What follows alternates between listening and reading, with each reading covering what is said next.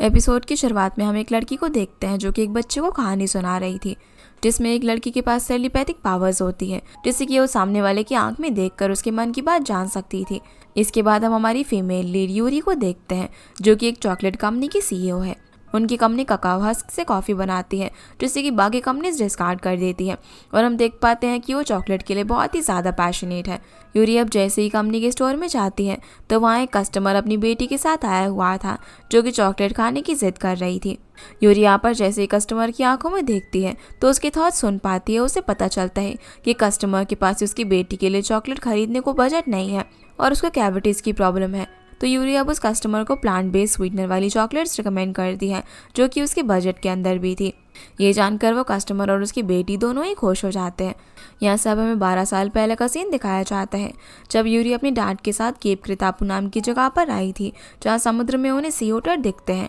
उनको और पास से देखने की कोशिश में यूरी समुद्र में कूद जाती है, और उसी इंसिडेंट के बाद से उसके पास से टेलीपैथिक पावर्स आ गई थी, जिससे कि वो लोगों की आंखों में देखकर उनके थॉट्स को सुन सकती हैं। जब पहले पहले वो लोगों के इनर थॉट्स को जानकर काफ़ी ज़्यादा कंफ्यूज और हर्ट होती थी, लेकिन धीरे धीरे उसे इस पावर को थोड़ा सा यूटिलाइज़ किया और उसे रियलाइज़ हुआ कि ये पावर्स इतनी भी बुरी नहीं है। यहाँ पर उसकी कलीग, जिसका नाम माहिरो है, वो उससे पूछती है कि उसका कोई बॉयफ्रेंड क्यों नहीं है, क्या वो चाइल्डहुड स्वीटहार्ट का वेट कर रही है। तो यूरी बोलती है कि ऐसा कुछ भी नहीं है, और हमें पता चलता है कि इस पावर की वजह से वो किसी से प्यार भी नहीं कर पा रही। अब जब वो घर जा रही थी तब हम देखते हैं कि रास्ते में काफ़ी सारे बबल्स उड़ रहे थे, जिन्हें वहीं पर रुककर वो देखने लग जाती है। लेकिन तभी उसे भूख लग रही थी, इसीलिए वो खाना ऑर्डर करती है। यहाँ से हम टेरेस पर हमारे मेल लीड को देखते हैं, जिसके पास से फूड डिलीवरी का ऑर्डर जाता है, और वहीं इन बबल्स को उड़ा रहा था, जिसका नाम युनताई है।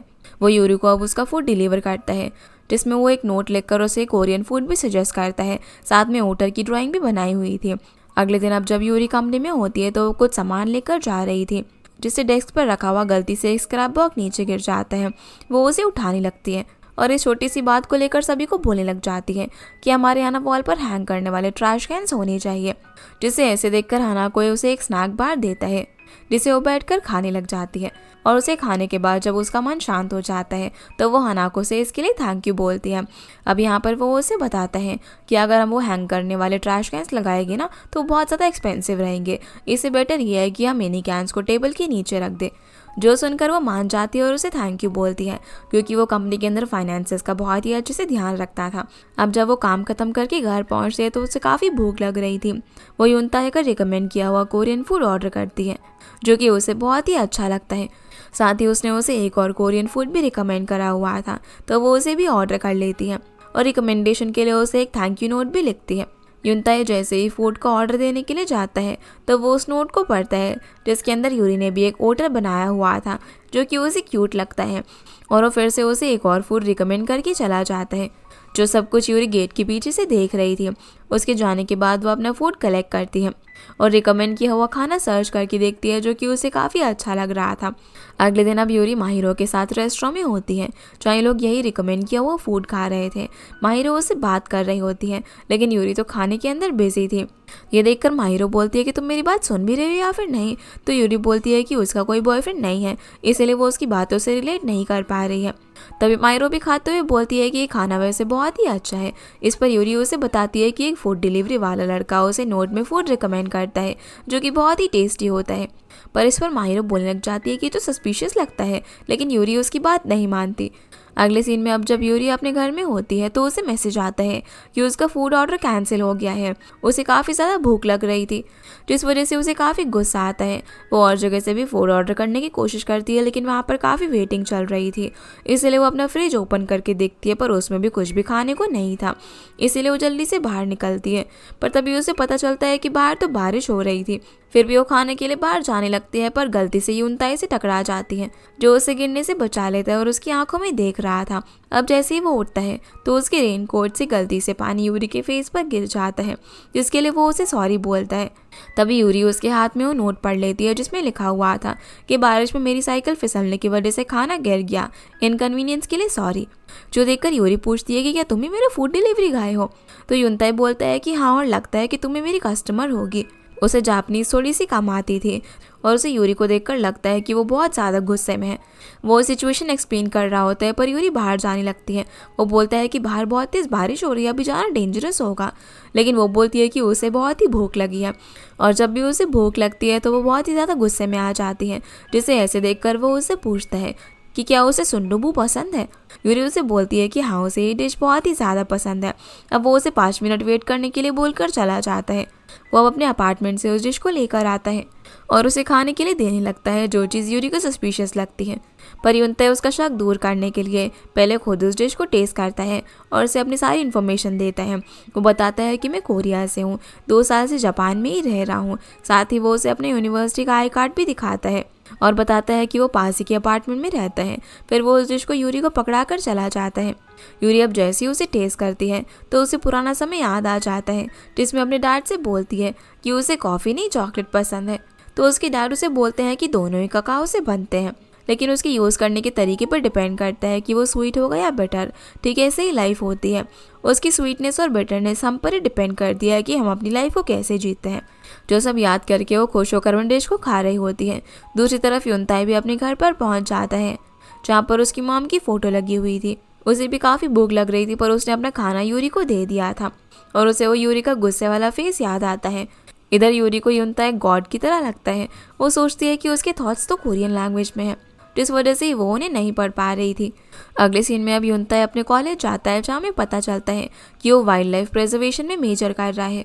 वो अपने बैग से यूरी का रिप्लाई वाला नोट निकाल कर फिर से देखता है, क्योंकि किसी कस्टमर ने उसे पहली बार रिप्लाई किया था। तभी उसका फ्रेंड ओनोडा उससे बोलता है कि वो अच्छी कस्टमर होगी, पर उसे यूरी का टेरेबल फेस फिर से याद आ जाता है। वो बोलता है कि पता नहीं। उसी वक्त वहाँ पर इनके प्रोफेसर आ जाते हैं और नोट पे लिखा हुआ thought a delicious meal gets you energy charge पढ़ते हैं। वो बोलते हैं कि ये थी तुम्हारी मॉम कहा करती थी ना। अगले सीन में यूरी की कंपनी में वैलेंटाइंस डे के लिए सैंपल आता है। वो लोग उसे चेक करते हैं। तभी यूरी को तायो की याद आ जाती है। वो अपने फ्रेंड माहिरो से पूछती है कि क्या तुम आज शाम को फ्री हो, मुझे तुमसे ना कुछ एडवाइस चाहिए। अगले सीन में अब दोनों डिसाइड कर रही होती है कि सुंदुबू डिश के लिए थैंक यू रिटर्न में उसे कौन सी चॉकलेट देनी चाहिए। यूरी चेक करती है तो पता चलता है कि इस दिन कोरिया में लड़की अपने क्रश को चॉकलेट देती है। जिसके बाद यूरी भी अब 2 चॉकलेट्स के बीच में डिसाइड कर रही होती है और उसे फाइनली चॉकलेट्स के बजाय एक बॉटनिकल सोप देना बेटर लगता है। वो अब तायो के अपार्टमेंट में जाती है, जहाँ वो उसे देखते ही सॉरी बोलने लगता है कि कहीं उसने फिर से कोई गलती तो नहीं कर दी। लेकिन वो बोलती है कि वो तो यहाँ पर सिर्फ उसका बॉक्स रिटर्न करने के लिए आई थी और थैंक यू के लिए उसके लिए सोप भी लेकर आई थी। जो देखकर वो उसे रोकने के लिए बोलता है। थोड़ी देर में वो वही सोप लेकर आता है और बताता है कि वो भी यही सोप यूज़ करता है और कल उसने इसी सोप से बबल्स उड़ाए थे। वो अब उसे टेरेस पर लेकर जाता है और वो बबल्स उड़ाकर दिखाता है। वो बताता है कि इको फ्रेंडली सोप है। तो यूरी बोलती है कि वो होप करती है कि बाकी कंपनीज भी ऐसे इको फ्रेंडली प्रोडक्ट्स बनाए। तभी तायो उसे बोलता है कि मेन्यू के अंदर आज जाप चाय है, तो क्या वो उसे खाना पसंद करेगी। फिर हम देखते हैं कि तायो उसके लिए वो कुक कर रहा होता है और यूरी अनकंफर्टेबल हो रही थी, वो जाने वाली थी, पर वो उसे डिश से खाकर रोक लेता है। अब जैसे ही वो उस फूड को देख रही होती है तो वो उसे पूछता है कि क्या वो गुस्सा है। वो ज़ोर से बोलती है कि मैं गुस्सा नहीं हूँ। वो अब सोच रहा होता है कि यार ये खा क्यों नहीं रही है। वो लगता है कि शायद ये ना मुझ पर शक कर रही है, इसीलिए वो उसे सब कुछ टेस्ट करके दिखाता है कि सब कुछ ठीक है।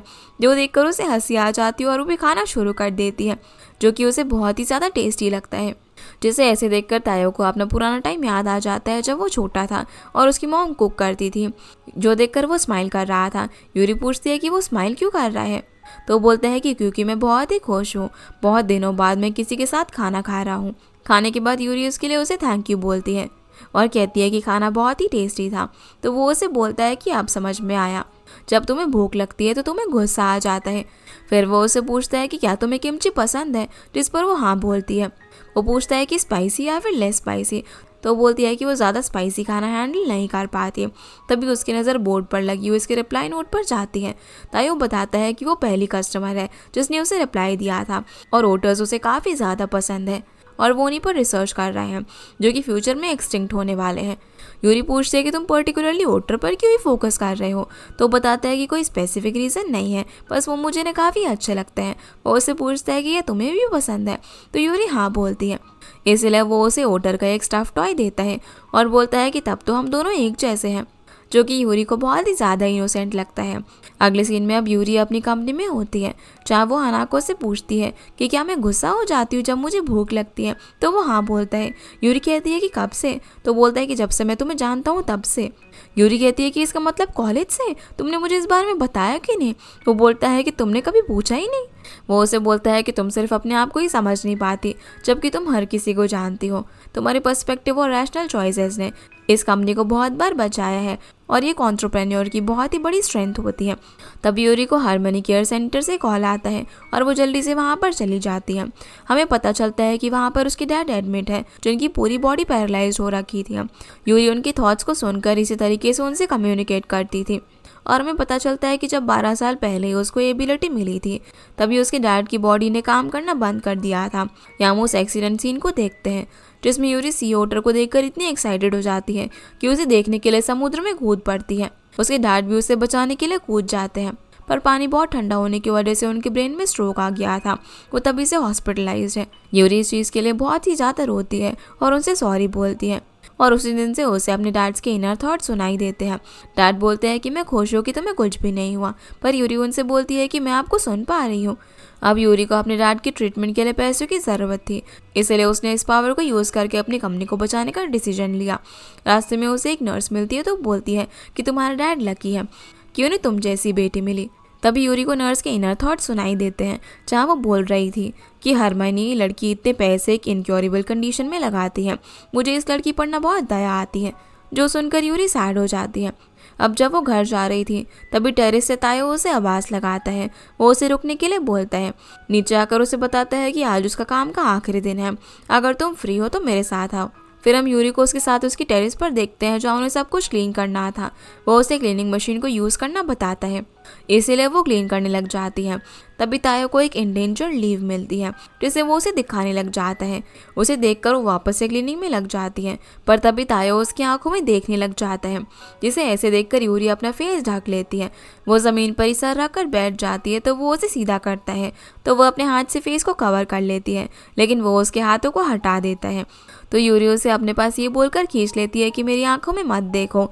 तभी मशीन में इकट्ठा की हुई सारी लीव उनके ऊपर गिरने लग जाती है और एक रोमांटिक सीन क्रिएट हो जाता है, जहाँ यूरी ये सब देखकर उसे काम बढ़ाने के लिए सॉरी बोलती है, पर वो कहता है कि कितना सुंदर सीन है। तो यूरी भी अब उसे देखने लग जाती है। तभी वो बोलता है कि थोड़ी देर पहले साफ करने के लिए कितनी पत्तियाँ थी, पर अब कितना ब्यूटीफुल सीन हो गया है। तभी यूरी उसे थैंक यू बोलती है, पर वो उसे बोलता है कि तुम ना मुझे हर बार अलग पर्सन लगती हो, मैं तुम्हारे बारे में और जानना चाहता हूँ। जो सुनकर वो जल्दी से उठकर यहाँ से चली जाती है। तायो पूछता है कि कल रात डिनर में ज्वाइन करोगे मेरे साथ, पर वो मना कर देती है। वो पूछता है कि राइस या फिर नूडल्स, तो यूरी राइस बोलती है। ऐसे ही वो उसकी काफ़ी प्रेफरेंसेस पूछता है, तो यूरी हाँ बोलकर उसे गुड नाइट कहकर जाने लगती है। वो पीछे मुड़कर देखती है, जहाँ पर उसे उसके थॉट्स सुनाई दे रहे थे, लेकिन समझ नहीं आते, पर वो उसे ना जाने के लिए बोल रहा था। लेकिन यूरी को अपना पुराना रिजेक्शन याद आता है, जहाँ अपने बॉयफ्रेंड को ये बताने पर कि वो माइंड रीड कर सकती है, उसने बोला था कि वो बहुत ही ज़्यादा टेरेबल है। इसी वजह से यूरी घर चली जाती है और तायो के नोट्स देखती है। वो उन्हें बोर्ड से हटाकर ड्रॉर में रख देती है, और इधर तायो भी उसका रिप्लाई नोट को देख रहा था। अगले दिन अब जब यूरी कंपनी के अंदर होती है, तो उसके बैग में कल रात वाली एक लीव होती है। वो उसे देख ही रही थी कि तभी उसके ऑफिस में न्यू इंटर्न ज्वाइन होता है, जो कि तायो था। जहाँ वो उसे देखते ही सीधा बोल देता है कि मुझे पता था कि हम लोग फिर मिलेंगे। हानाको अब तायो को यूरी से इंट्रोड्यूस करवाता है और बताता है कि ये हमारी कंपनी की सीईओ है। तो वो हैरान होकर बोलता है कि यूरी सान, तुम इस कंपनी की सीईओ हो? जो सुनकर हानाको यूरी से पूछता है कि क्या तुम एक दूसरे को जानते हो? युनताई बोलता है कि हाँ हम अच्छे दोस्त हैं, पर यूनी मना कर देती है और बोलती है कि डिलीवरी बॉय है, जो कि मुझे बस फूड डिलीवर करने के लिए आता है। हानाको बोलता है कि ये 2 महीने यहाँ पर एज एन इंटर्न वर्क करेगा, और अगर कोई इशू नहीं होगा तो हम इसे कंपनी में परमानेंट पोजीशन दे देंगे, और वो कोई इशू ना होने की बात पर फोकस करता है। फिर हानाको तायो को बाकी लोगों से इंट्रोड्यूस करवाने के लिए लेकर जाता है, और यूरी तायो को इशारे से बताने की कोशिश करती है कि हमारे बारे में कुछ भी मत बोलना। तायो अब सभी से अपने आप को इंट्रोड्यूस करता है और हानाको उसे फ्यूचर में स्टार्ट होने वाले सेमिनार प्रोजेक्ट का इंचार्ज बनाने को बोलता है। फिलहाल के लिए उसे एक एम्प्लॉय जिसका नाम निशीना है, उसके अंडर बेसिक ड्यूटीज़ करनी होगी। निशीना पहले ही कोरिया में वर्क कर चुकी थी, इसलिए उसे थोड़ी बहुत कोरियन आती थी। और जब ये दोनों हाथ मिला रहे थे, तभी यूरी भी वहाँ पर आ जाती है। तायो यूरी से पूछता है कि यूरी सान, क्या तुम्हें भूख लगी है? जो सुनकर वहाँ पर खड़े लोग सभी उसकी तरफ देखने लग जाते हैं, क्योंकि जापान में फर्स्ट नेम से सिर्फ क्लोज फ्रेंड्स ही बुला सकते थे। वो बोलती है कि जैसा तुम लोग सोच रहे हो वैसा कुछ भी नहीं है। तो हानाको बोलता है कि ये लोग एक दूसरे को जानते हैं। तभी एक एम्प्लॉय बोलता है कि क्या इसे जॉब इसी कनेक्शन की वजह से मिली है, पर यूरी एक्सप्लेन करती है कि ये बस एक कोइंसिडेंस है। अब सभी लोग अपने काम पर लग जाते हैं और हानाको यूरी से फोकस होने के लिए बोलता है। तभी यूरी उसकी 5 साल पहले वाली बात याद करती है जब उसने बोला था कि हमारी कंपनी को ऐसे लोगों की ज़रूरत नहीं है जो कि बिजनेस और पर्सनल लाइफ को मिक्स करते हो, और यूरी को केयरफुल रहने के लिए बोलता है। यूरी बोलती है कि भले ही वो यहाँ की बॉस हो, पर अगर ऐसा कुछ हुआ तो हानाको उसे फायर कर देगा। अगले सीन में अब जब यूरी घर जा रही थी तो तायो उसे पीछे से बुलाता है। तो यूरी उसे ये सब बंद करने के लिए बोलती है और उसे हानाको की बात याद दिलाती है कि अगर कोई इशू नहीं रहा तभी उसे कंपनी के अंदर परमानेंट पोजीशन मिलेगी। वो बोलती है कि हानाको को ऐसे लोग बिल्कुल भी पसंद नहीं है जो कि वर्क और पर्सनल अफेयर को मिक्स करते हैं, इसीलिए तुम मुझसे सिर्फ वर्क रिलेटेड ही बात करोगे और कुछ भी नहीं। इस पर तायो कहता है कि मुझे तो खुशी हो रही है कि मैं अब तुम्हें डेली देख पाऊंगा, और अभी वैसे भी काम का टाइम तो खत्म हो चुका है। पर यूरी उसे स्ट्रिक्टली बोलती है कि प्रैक्टिकली तो हम अब भी वर्क पर ही है ना। तायो बोलता है कि क्या तुम गुस्सा हो, जिस पर वो हाँ बोलती है। तो तायो बोलता है कि इसका मतलब तुम्हें भूख लगी होगी, चलो कुछ खाने के लिए चलते हैं। पर वो बोलती है कि हम एक साथ नहीं खा सकते। वो उसे वहीं पर रुकने का इशारा करके जाने लगती है, पर वो उसे इशारा समझ नहीं पाता और उसके साथ में आ जाता है। अगले सीन में अब जब तायो कंपनी के अंदर काम कर रहा था तभी वहाँ पर उनका एक कलीग आता है और उसे कोरियन फिश देता है। वो बताता है कि मेरी डॉटर को ना BTS बहुत ही ज़्यादा पसंद है। तभी यूरी आती है तो तायो उससे पूछता है कि क्या तुमने इसे खाया है, पर यूरी बोलती है कि ये सब पूछकर मुझे परेशान मत करो। जिन लोगों को हानाको देख रहा था वो यूरी से बोलता है कि जब से तायो आया है तब से तुम ना काफ़ी और बिहेव कर रही हो, पर यूरी घबरा कर बोलने लग जाती है कि नहीं नहीं ऐसा कुछ भी नहीं है। अगले सीन में अब सब मीटिंग में होते हैं और हानाको कुछ एक्सप्लेन कर रहा था। तभी कोई सभी के लिए टेक आउट लेकर आता है, जहाँ पर एक पर्सन यूरी को स्पाइसी वाला दे देता है जो कि रेस्टोरेंट वाले ने रिकमेंड किया था। पर तायो अपना फूड यूरी के स्पाइसी फूड से एक्सचेंज कर लेता है, जहाँ वो सभी के पूछने पर बताते हैं कि यूरी एक्स्ट्रा स्पाइसी खाना हैंडल नहीं कर पाती। जो सुनकर सभी यूरी को देखने लग जाते हैं। वो काफ़ी ऑकवर्ड होती है और एक्सप्लेन करने की कोशिश करती है कि तायो हमेशा मेरे लिए खाना लेकर आता था ना, मैं कभी भी स्पाइसी फूड ऑर्डर नहीं करती, तुम लोग को तो पता ही है ना। वैसे तायो तुम्हारी मेमोरी ना काफ़ी ज़्यादा अच्छी है। अगले सीन में अब जब वो घर जा रही थी तभी रास्ते में उसे तायो मिल जाता है। वो पूरा भीगा हुआ था। यूरी उससे पूछती है कि वो भीगा कैसे है, तब वो उसे साथ में चलने के लिए बोलता है, पर यूरी उसे वहीं पर एक्सप्लेन करने के लिए बोलती है। वो उसे इशारे में एक्सप्लेन करने की कोशिश कर रहा था लेकिन यूरी को कुछ भी समझ नहीं आ रहा था। वो उसका माइंड रीड करने की भी कोशिश करती है लेकिन वो कोरियन लैंग्वेज में सोच रहा था। अब फाइनली वो उसके अपार्टमेंट में आ जाती है, जहाँ पता चलता है कि फिश ग्रिल करते टाइम उसके अपार्टमेंट में स्प्रिंकलर से पूरा पानी आ गया था, और लैंडलॉर्ड बताता है कि उसके अपार्टमेंट को साफ करने में 2 दिन लगेंगे, तब तक उसे कहीं और जाकर रहना होगा। तो यूरी उससे पूछती है कि अब तुम होटल में रुकने के लिए जा रहे हो, पर वो बोलता है कि रात हो गई है, मैं अपने प्रोफेसर के घर पर रुकूंगा। वो अपने प्रोफेसर को कॉल करता है लेकिन वो फ़ोन ही नहीं उठाते। फिर वो लैब में कॉल करता है, जहाँ पर उसका फ्रेंड ओनोडा कॉल उठाता है और बताता है कि प्रोफेसर तो ट्रिप पर गए हुए हैं। यूरी पूछती है कि क्या हुआ, तो वो उसे बोलता है कि क्या तुम अपने अपार्टमेंट को भी कंपनी कंसिडर करती हो।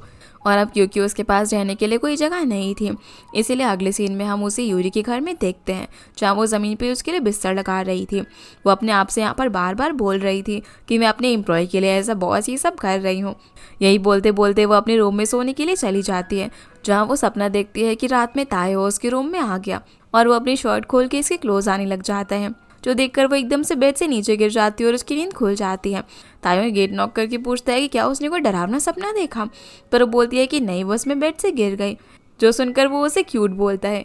अब यूरी के बाहर आने पर वो उसे बोलता है कि उसकी ड्रेस ना काफ़ी रिंकल हो गई है। तो यूरी उसे कहती है कि हमारी कंपनी में ना कोई ड्रेस कोड नहीं है, तो तुम कैजुअल ड्रेस भी पहन सकते हो। और फिर दोनों ब्रश करने लगते हैं, जहाँ वो उसे बोल रहा था कि तुम ना थैंक यू और हेलो बहुत ही ज़्यादा बोलती हो। तो यूरी उसे और भी अलग अलग लैंग्वेज में थैंक यू और हेलो बोलकर बताती है। कहती है कि मुझे अभी रियलाइज़ हुआ कि जितना मैं सोचती हूँ मुझे ना उससे भी ज़्यादा लैंग्वेजेस आती हैं। तो सुनकर तायो उसे क्यूटली देख रहा था और बोलता है कि मुझे ना तुम्हारी ये वाली साइड बहुत ही ज़्यादा पसंद है, और बोलता है कि मैं ना श्योर हूँ कि तुम्हें एक और फ्रेज दूसरी लैंग्वेज में पता होगा।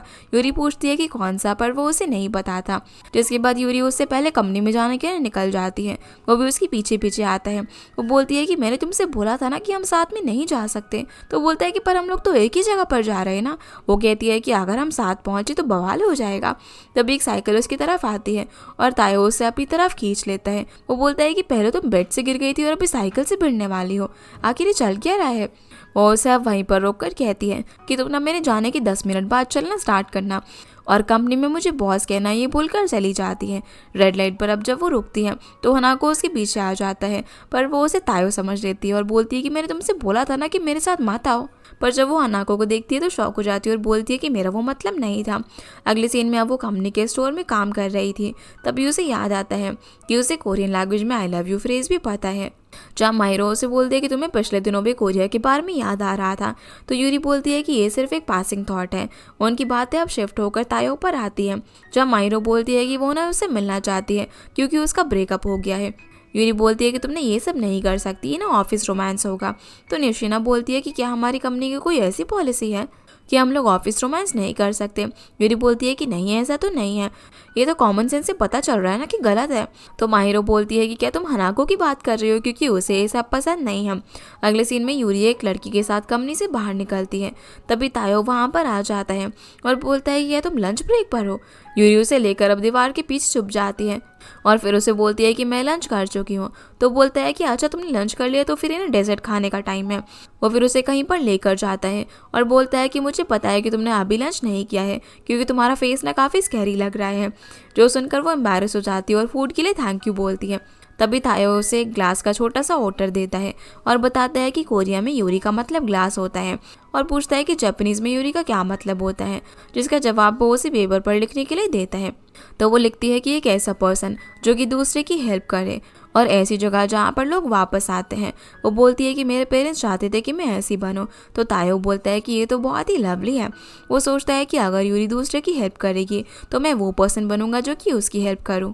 अब जब यूरी यहाँ से जाने वाली होती है तभी तायो उसे इशारा करके रुकने को बोलता है, जिसे देखकर वो सोचने लग जाती है कि मैं इसके थॉट सुन लेती हूँ लेकिन समझ नहीं पाती। जिस चीज़ के लिए मैं पहली बार बहुत नहीं फील करती, बल्कि मुझे काफ़ी रिलैक्सिंग और अच्छी फीलिंग होती है। रास्ते में अब यूरी तायो से पूछती है कि तुमने मेरी कंपनी क्यों ज्वाइन की। तो वो बोलता है कि अपने टीचर के बताने पर। फिर वो बोलता है कि जब मैं छोटा था तो टीचर एक कोरियन यूनिवर्सिटी में रिसर्च करते थे। वो मेरे घर के एकदम बगल में ही रहते थे और मेरे साथ काफ़ी टाइम स्पेंड करते थे। यहाँ सब में पास्ट का सीन दिखाया जाता है जब बचपन में उसके टीचर उसके साथ थे और ओटर के बारे में उसे बता रहे थे। तभी उसकी मॉम आती है और खाने के लिए बोलती है। फिर हमें दिखाया जाता है कि उसकी मॉम की जब 2 साल पहले डेथ हो जाती है तो वो काफ़ी लोनली फील करता है, इसीलिए टीचर उसे अपने साथ जापान आने को बोलते हैं। सीन अब प्रेजेंट में आता है जहाँ पर यूरी उसे उसके डैड के बारे में पूछती है। तो तायो बताता है कि बहुत पहले ही मेरी मॉम का डिवोर्स हो चुका था और मुझे अपने डैड के बारे में कुछ भी नहीं पता। प्रोफेसर ही मेरे डैड के जैसे हैं। वो ये भी बोलता है कि उसे समझ में नहीं आ रहा था कि ग्रेजुएशन के बाद मैं क्या करूं। तब प्रोफेसर ने उसे बोला कि उन्हें ऐसे लोगों की ज़रूरत है जो कि रिसर्च के रिजल्ट पूरी दुनिया में फैलाए, और उन्होंने कंपनियों के नाम बताए जो ऐसे वर्क कर रही है, इसीलिए मैं तुम्हारी कंपनी को ज्वाइन करके खुश हूँ। यूरी बोलती है कि मतलब तुम्हारे पास भी मेरी कंपनी को ज्वाइन करने का रीज़न है। तभी तायो को लैंडलॉर्ड का कॉल आ जाता है और पता चलता है कि उसका अपार्टमेंट साफ़ हो चुका है। फिर दोनों अपने घर चले जाते हैं। यूरी अब जब अपने रूम पर होती है वो अपने कॉलेज के दिन याद करती है जब उसने हानाको से बोला था कि उसे लगता है कि सिर्फ रिसर्च एनवायरमेंटल इश्यूज़ को सॉल्व नहीं कर सकती। हानाको ने बोला था कि एनवायरमेंटल इश्यूज़ को बिजनेस ही सुधार सकते हैं। यही सोचकर वो बोल रही होती है कि मेरे भी यहाँ पर होने का रीज़न है। दूसरी तरफ तायो यूरी के नाम की मीनिंग वाली नोट को पिन कर देता है। अगले सीन में यूरी अपने डैड से मिलने के लिए हॉस्पिटल आई हुई थी। वो उनका माइंड रीड करके बात कर रही थी और हम देख पाते हैं कि विंडो से तायो के प्रोफेसर उन्हें देख रहे होते हैं। जब प्रोफेसर जाने लगते हैं तो एक नर्स बोलती है कि आप मोटोमिया-सान से मिलने के लिए आए थे ना, पर बिना मिले ही जा रहे हो। तो प्रोफेसर बोलते हैं कि उन्हें कुछ अर्जेंट काम आ गया है। अब यहाँ से हमें पूरा सीन दिखाया जाता है जब यूरी के साथ वो सी वाला इंसिडेंट हुआ था, तब प्रोफेसर भी वहाँ पर मौजूद थे। इधर जब यूरी अपने कैबिन में होती है तो तायो उसे ग्लास डोर से देख रहा था। उसी वक्त यूरी का फ़ोन बजता है। वो चेक करती है तो पता चलता है कि आज तायो की 7 PM पर वेलकम पार्टी है। इसके बाद हम वेलकम पार्टी का सीन देखते हैं जहाँ पर सभी लोग ड्रिंक करके एंजॉय कर रहे थे। थोड़ी देर में ये लोग ड्रंक हो जाते हैं। तभी एक्सीडेंटली हानाको के फेस पर ड्रिंक स्प्लैश हो जाती है और हानाको भी ड्रंक हो जाता है, जहाँ हमें पता चलता है कि हानाको एक बूंद को भी टॉलरेट नहीं कर सकता और जब वो ड्रंक होता है तो अपना सारा सामान छोड़कर चला जाता है। तभी माहिरो तायो को अपने बगल वाली सीट पर बैठने के लिए बोलती है। ये देखकर यूरी सभी को घर चलने के लिए कहती है, जो सुनकर तायो से मैसेज करके आइसक्रीम के लिए पूछता है। जिस चीज़ के लिए यूरी फ़ोन में सर्च करती है तो उसे पता चलता है कि अगर कोई कोरियन लड़का लड़की से आइसक्रीम के लिए पूछ रहा है तो इसका मतलब होता है कि वो उसके साथ टाइम स्पेंड करना चाहता है। इसीलिए यूरी बिना रिप्लाई किए ही वहाँ से चली जाती है। रास्ते में उस तायो का कॉल आता है तो वो कॉल कट कर देती है, लेकिन तभी वो वहाँ पर आ जाता है और बोलता है कि मैंने तुम्हें ढूंढ लिया, चलो वो आइसक्रीम खाने के लिए चलते हैं। यूरी मना कर देती है और बोलती है कि मैं CEO हूँ और तुम एम्प्लॉय हो, मैं ऐसे ही किसी एम्प्लॉय के साथ इतनी क्लोज नहीं हो सकती, अगर कोई प्रॉब्लम हो गई तो तुम्हें कंपनी में परमानेंट पोजीशन नहीं मिलेगी। तायो बोलता है कि अच्छा, अब मैं समझ गया, तुम्हें मेरी फिक्र है, मुझे तुम्हारा यूजुअल नेचर भी पसंद है और ये CEO वाला भी, तुम ना बहुत ही कूल हो। यूरी ये सब सुनती है और उसे थैंक यू बोलती है। तभी उसकी कंपनी के 2 ड्रंक एम्प्लॉय वहाँ से जा रहे होते हैं। ये देखकर तायो यूरी को पेड़ के पीछे छुपा लेता है और उनके जाने के बाद बोलता है कि मुझे फ़र्क नहीं पड़ता कि तुम CEO हो और मैं इंटर्न, मैं कंपनी में सिर्फ वर्क रिलेटेड ही बातें करूँगा और तुम्हें बॉस बोलूँगा। जिसके लिए यूरी उसे फिर से थैंक्स बोलती है। तो वो बोलता है कि पर इसके बदले में तुम्हें मेरे लिए अकेले टाइम निकालना होगा, और उसके पूछने पर बोलता है कि मैं ये सब इसीलिए कर रहा हूँ ताकि तुम मुझे पसंद करो। और वो उसे अपने क्लोज करके कान में बोलते हैं कि फिर जल्दी करो और मेरे प्यार में पड़ जाओ। अगली सुबह अब जब यूरी उठती है तो उसे तायो का मैसेज आता है। वो अपने ब्रेकफास्ट बनाते हुए उसे फ़ोटो सेंड करता है और ब्रेकफास्ट की भी। यूरी उसके सारे मैसेज पढ़ती है लेकिन किसी का भी रिप्लाई नहीं करती। जब वो कंपनी जाने के लिए निकलती है तो उसे तायो मिल जाता है, पर वो उसे छुप कर चली जाती है। अब जब वो लिफ्ट में होती है तभी तायो भी उसी लिफ्ट के अंदर आ जाता है, जहाँ वो उसे कोई भी बात नहीं कर रहा था। तो यूरी उसे बात करना स्टार्ट करती है, पर वो उसके और करीब आ जाता है और बोलता है कि हम लोग अभी वर्क पर है ना, इसीलिए कोई बात नहीं करेंगे। और उसे कान में बोलता है कि हमारा रिलेशनशिप ना यहाँ पर सीक्रेट रहेगा। जैसे लिफ्ट का दरवाज़ा खुलता है तो यूरी भी उसके साथ आने लग जाती है, पर वो उसे इशारा करके थोड़ी देर बाद आने के लिए बोलता है और अंदर चला जाता है। इसलिए यूरी रुक जाती है।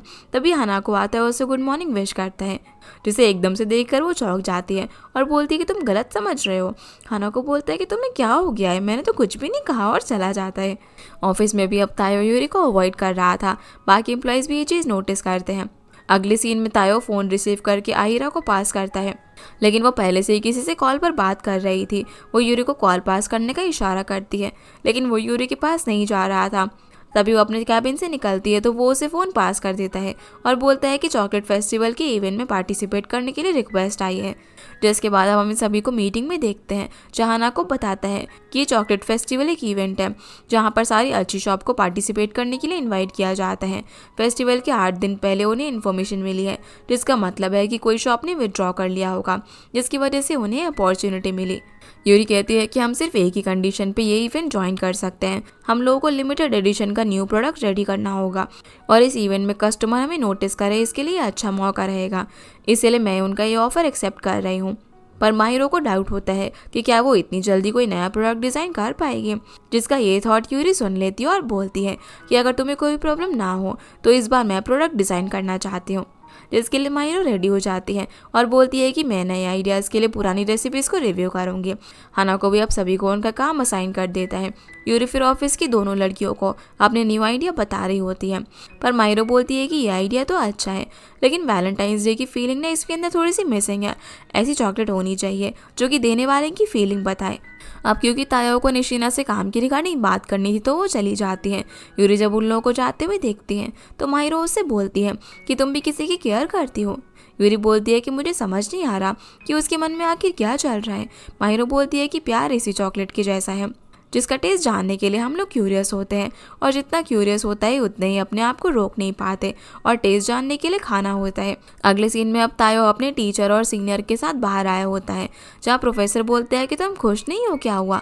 तो तायो उन्हें बताता है कि मुझे प्यार हो गया है, लेकिन चीज़ें अच्छी नहीं चल रही हैं। मैं उसके पास जाना चाहता हूँ और मील्स शेयर करना चाहता हूँ, लेकिन मैं कितना भी मैसेज करूँ मैसेज का रिप्लाई नहीं दे रही है। ओनोडा यहाँ पर पूछता है कि तुम कितने बार मैसेज करते हो उसे, तो बोलता है कि हर 15 मिनट में। प्रोफेसर बोलते हैं कि ये तो बहुत ज़्यादा पुशी हो गया। वो उसे ऑक्टोपस का एग्जाम्पल देकर सजेस्ट करते हैं कि तुम्हें अपना पूरा बेस्ट देना चाहिए, जिनकी बात सुनकर वो चला जाता है। अगले सीन में अब यूरी हॉस्पिटल में अपने डैड से बात कर रही होती है। दूसरी तरफ प्रोफेसर लैब में होते हैं। उन्हें तायो की बात याद आती है कि वो लड़की उसी कंपनी में काम करती है। तो प्रोफेसर अब 2011 की रिसर्च फाइल खोलते हैं, जिसमें यूरी और उसके डैड के साथ हुए इंसिडेंट की इन्फॉर्मेशन थी। वो यूरी को हॉस्पिटल में पैरालाइज डैड से बात करते हुए देखते हैं और सोचते हैं कि भला ऐसे कैसे पॉसिबल हो सकता है। वो अब गूगल करके सर्च करते हैं full body paralyse method of conversation, क्योंकि उन्हें समझ नहीं आ रहा था कि वो अपने पैरालाइज डैड से भला कैसे बात कर पा रही थी। अगले सीन में यूरी अपने कैबिन में न्यू डिज़ाइन के बारे में सोच रही थी। उसे बहुत भूख भी लग रही होती है और वो तायो के दिए हुए सुंदुबू को याद करती है। तभी कोई गेट नॉक करता है। वो जैसे ही डरते हुए दरवाज़ा खोलती है तो वो गेट पर आया हुआ था, वो उसके लिए खाना लेकर, पर फिर बोलता है कि हम अपनी पर्सनल फीलिंग्स और काम को ऐसे मिक्स नहीं कर सकते। यूरी कहती है कि अच्छा, तभी तुम सुबह से इतना वियर्ड बिहेव कर रहे थे। वो अब उसे नॉर्मल बिहेव करने के लिए बोलती है, जैसे कि बाकी लोगों के साथ वो बिहेव करता है। पर तायो कहता है कि मैं तुम्हारे साथ बाकी लोगों की तरह बिहेव नहीं कर सकता क्योंकि तुम स्पेशल हो। फिर वो उसे फूल देकर चला जाता है। रास्ते में वो अपने भेजे हुए मैसेज चेक करता है और सोचता है कि क्या सच में मैं बहुत ज़्यादा पुशी हूँ।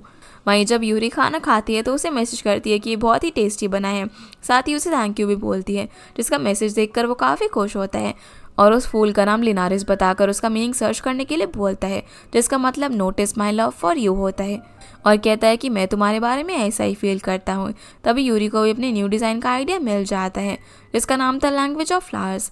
अगले दिन अब वो कंपनी के लोगों को अपनी नए प्रोडक्ट डिज़ाइन का आइडिया समझा रही होती है, जिसमें चॉकलेट में edible flowers as a topping होगी, जिनकी एक स्पेशल मीनिंग है। ये डिज़ाइन सभी को बहुत ही ज़्यादा पसंद आता है। अब चॉकलेट फेस्टिवल का दिन भी आ जाता है। कस्टमर्स को ये लैंग्वेज ऑफ फ्लावर्स वाली चॉकलेट काफ़ी पसंद आ रही थी। निशीना बताती है कि सोशल मीडिया पर भी काफ़ी अच्छा रिस्पॉन्स मिल रहा है और वो किसी को ये चॉकलेट देने के लिए पैक करा लेती है। बोलती है कि ये ना सीक्रेट है। तायो का फ्रेंड ओनोडा भी यहाँ चॉकलेट फेस्टिवल में आता है और वो जिस लड़की को प्यार करता है उससे मिलवाने के लिए बोलता है, तो तायो उसे यूरी के पास लेकर जाता है, जहाँ पर माहिरो भी खड़ी हुई थी। माहिरो उसे सैंपल ट्राई करने के लिए देती है, जहाँ वो चॉकलेट उसे काफ़ी पसंद आती है। अगले सीन में अब जब यूरी ऑफिस में होती है तो उसे काफ़ी भूख लग रही थी। तभी गेट नॉक होता है। उसे लगता है कि तायो आया होगा, लेकिन वहाँ पर हनाको होता है जो कि उसके लिए सैंडविच लाया होता है। अब दोनों सैंडविचेस खाते हैं, जहाँ वो उसे बोलता है कि आज उन्होंने हाईएस्ट सेल्स का रिकॉर्ड बनाया है। वो बोलती है कि पर अभी वैलेंटाइंस डे के लिए उन्हें और भी मेहनत करनी है। इसके साथ ही वो उसे अपना ख्याल रखने के लिए भी बोलता है। अब वो उसके पास रखे हुए फूल को देखकर बोलता है कि ये तो काफ़ी सुंदर लग रहे हैं। इस पर वो बताती है कि मुझे किसी ने दिए हैं। हनाको बोलता है कि मतलब कि तुम्हें लैंग्वेज ऑफ फ्लावर्स का आइडिया इन्हीं से आया है, जिस पर वो हाँ बोलती है, जहाँ पर हनाको को देखकर लग रहा था कि वो यूरी को पसंद करता है। अगले सीन में अब यूरी अपने घर पर होती है। वो तायो का बॉक्स उसे रिटर्न करने के लिए जाती है, जहाँ वो उसे उसकी डिश और फ्लावर्स के लिए थैंक यू बोलती है, साथ में चॉकलेट फेस्टिवल की सक्सेस का क्रेडिट भी देती है। अब जब तायो उसे घर छोड़ने के लिए जाता है तब दोनों बात कर रहे थे। यूरी बोलती है कि अच्छा है कि तुम वापस नॉर्मल हो गए, तो वो बोलता है कि हाँ, अभी मैं ऑफिस में नहीं हूँ ना।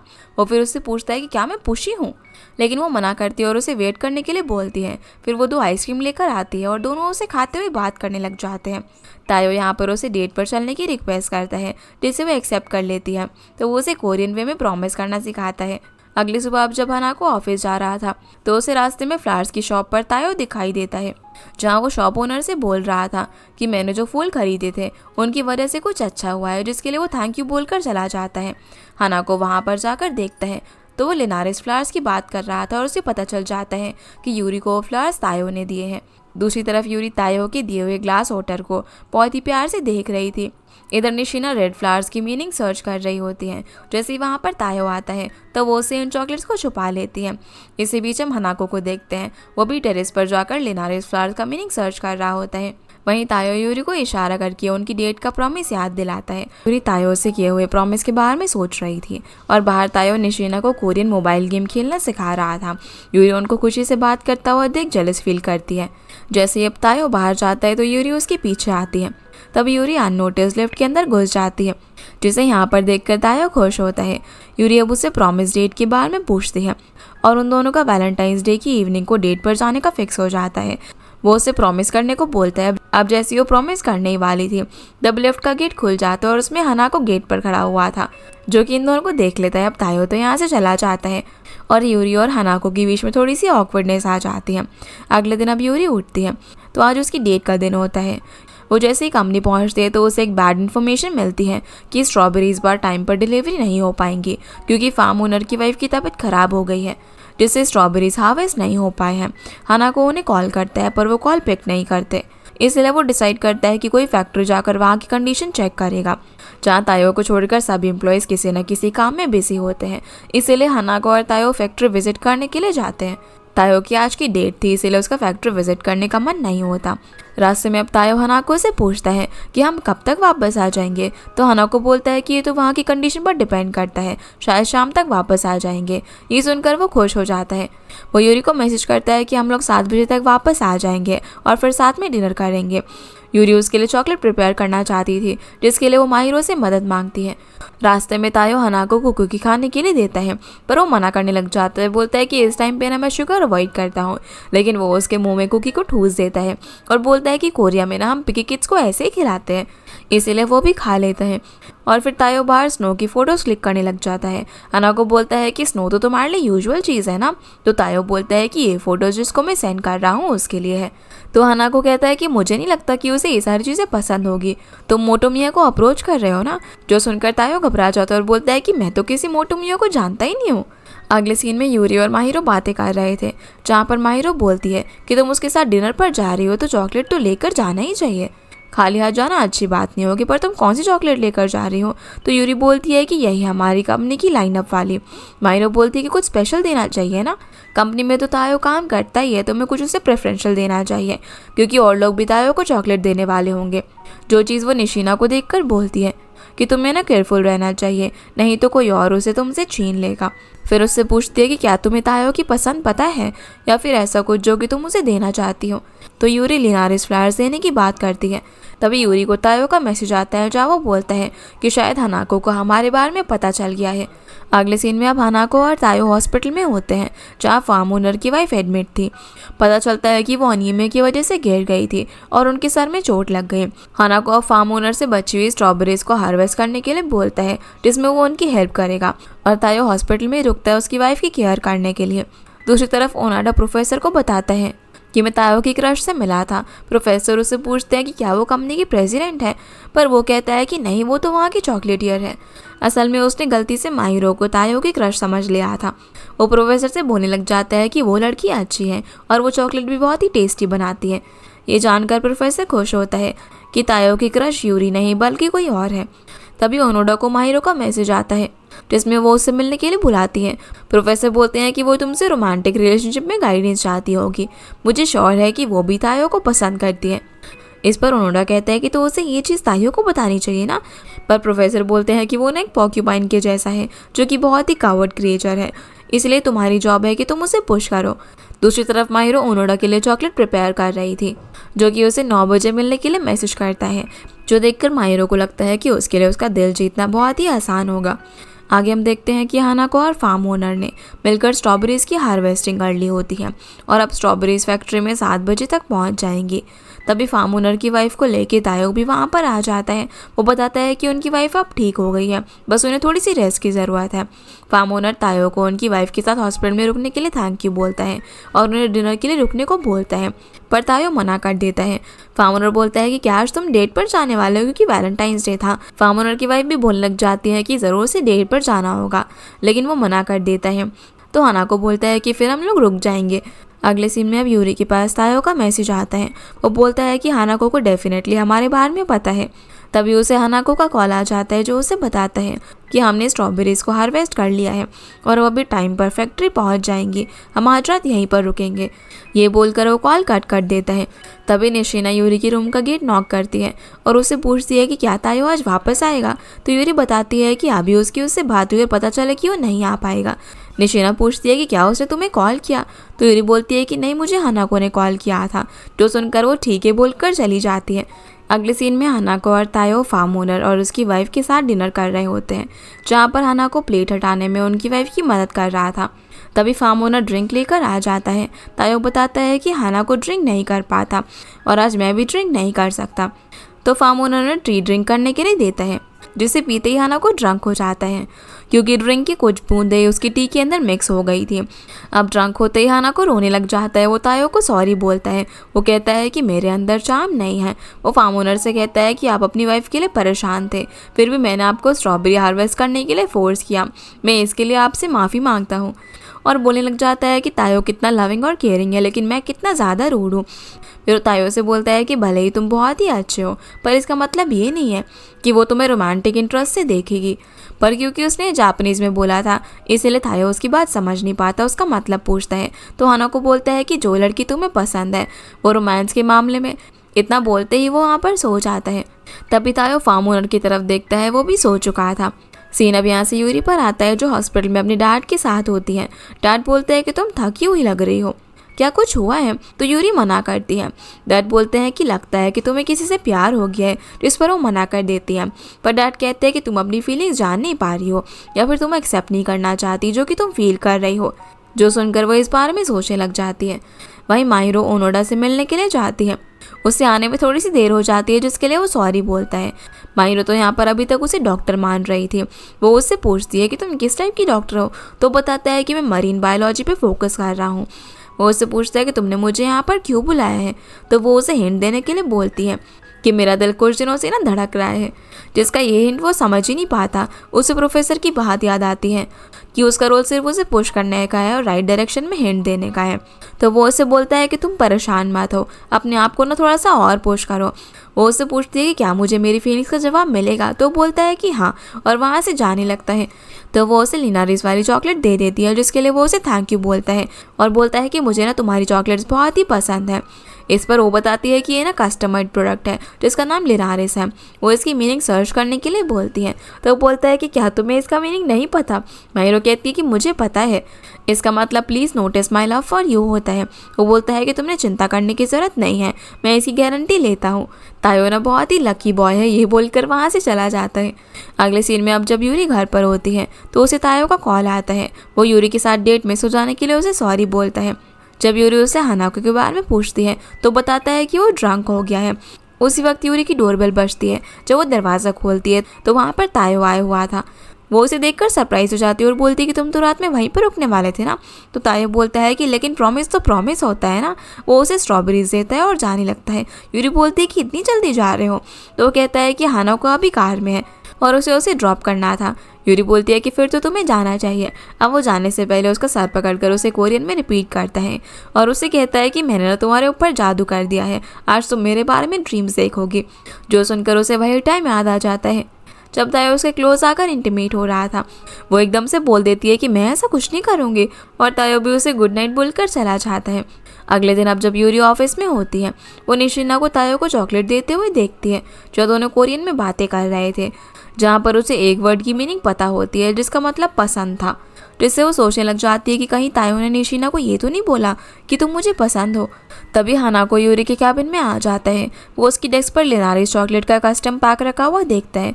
वो बोलता है कि वैलेंटाइंस डे तो तुम्हारी स्टाइल नहीं है ना। तो यूरी बोलती है कि अरे ये तो मैंने सिर्फ देखने के लिए लिया था।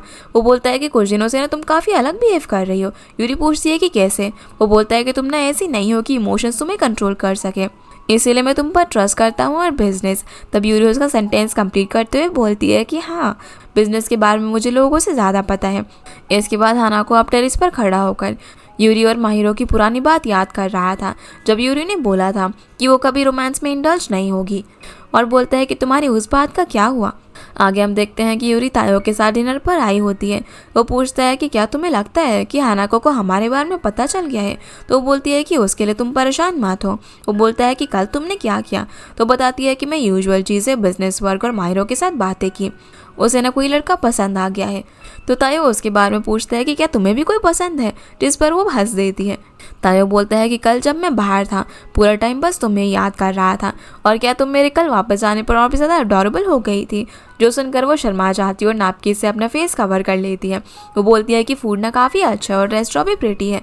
इस पर वो बताता है कि मुझे ना निशिना ने सजेस्ट किया था। ये सुनकर वो थोड़ी सी परेशान हो जाती है। तो ये बोलता है कि परेशान होने की ज़रूरत नहीं है, वो सिर्फ मेरी सीनियर और उसका ऑलरेडी बॉयफ्रेंड है जिससे वो हाई स्कूल से डेट कर रही है।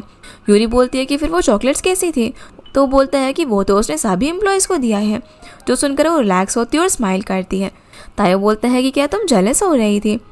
पर वो मना करने लग जाती है कि नहीं नहीं, ऐसा बिल्कुल भी नहीं है। तो वो कहता है कि तुम परेशान क्यों हो गई थी? और फिर अपने मन में बोलता है कि क्योंकि तुम मुझे प्यार करती हो।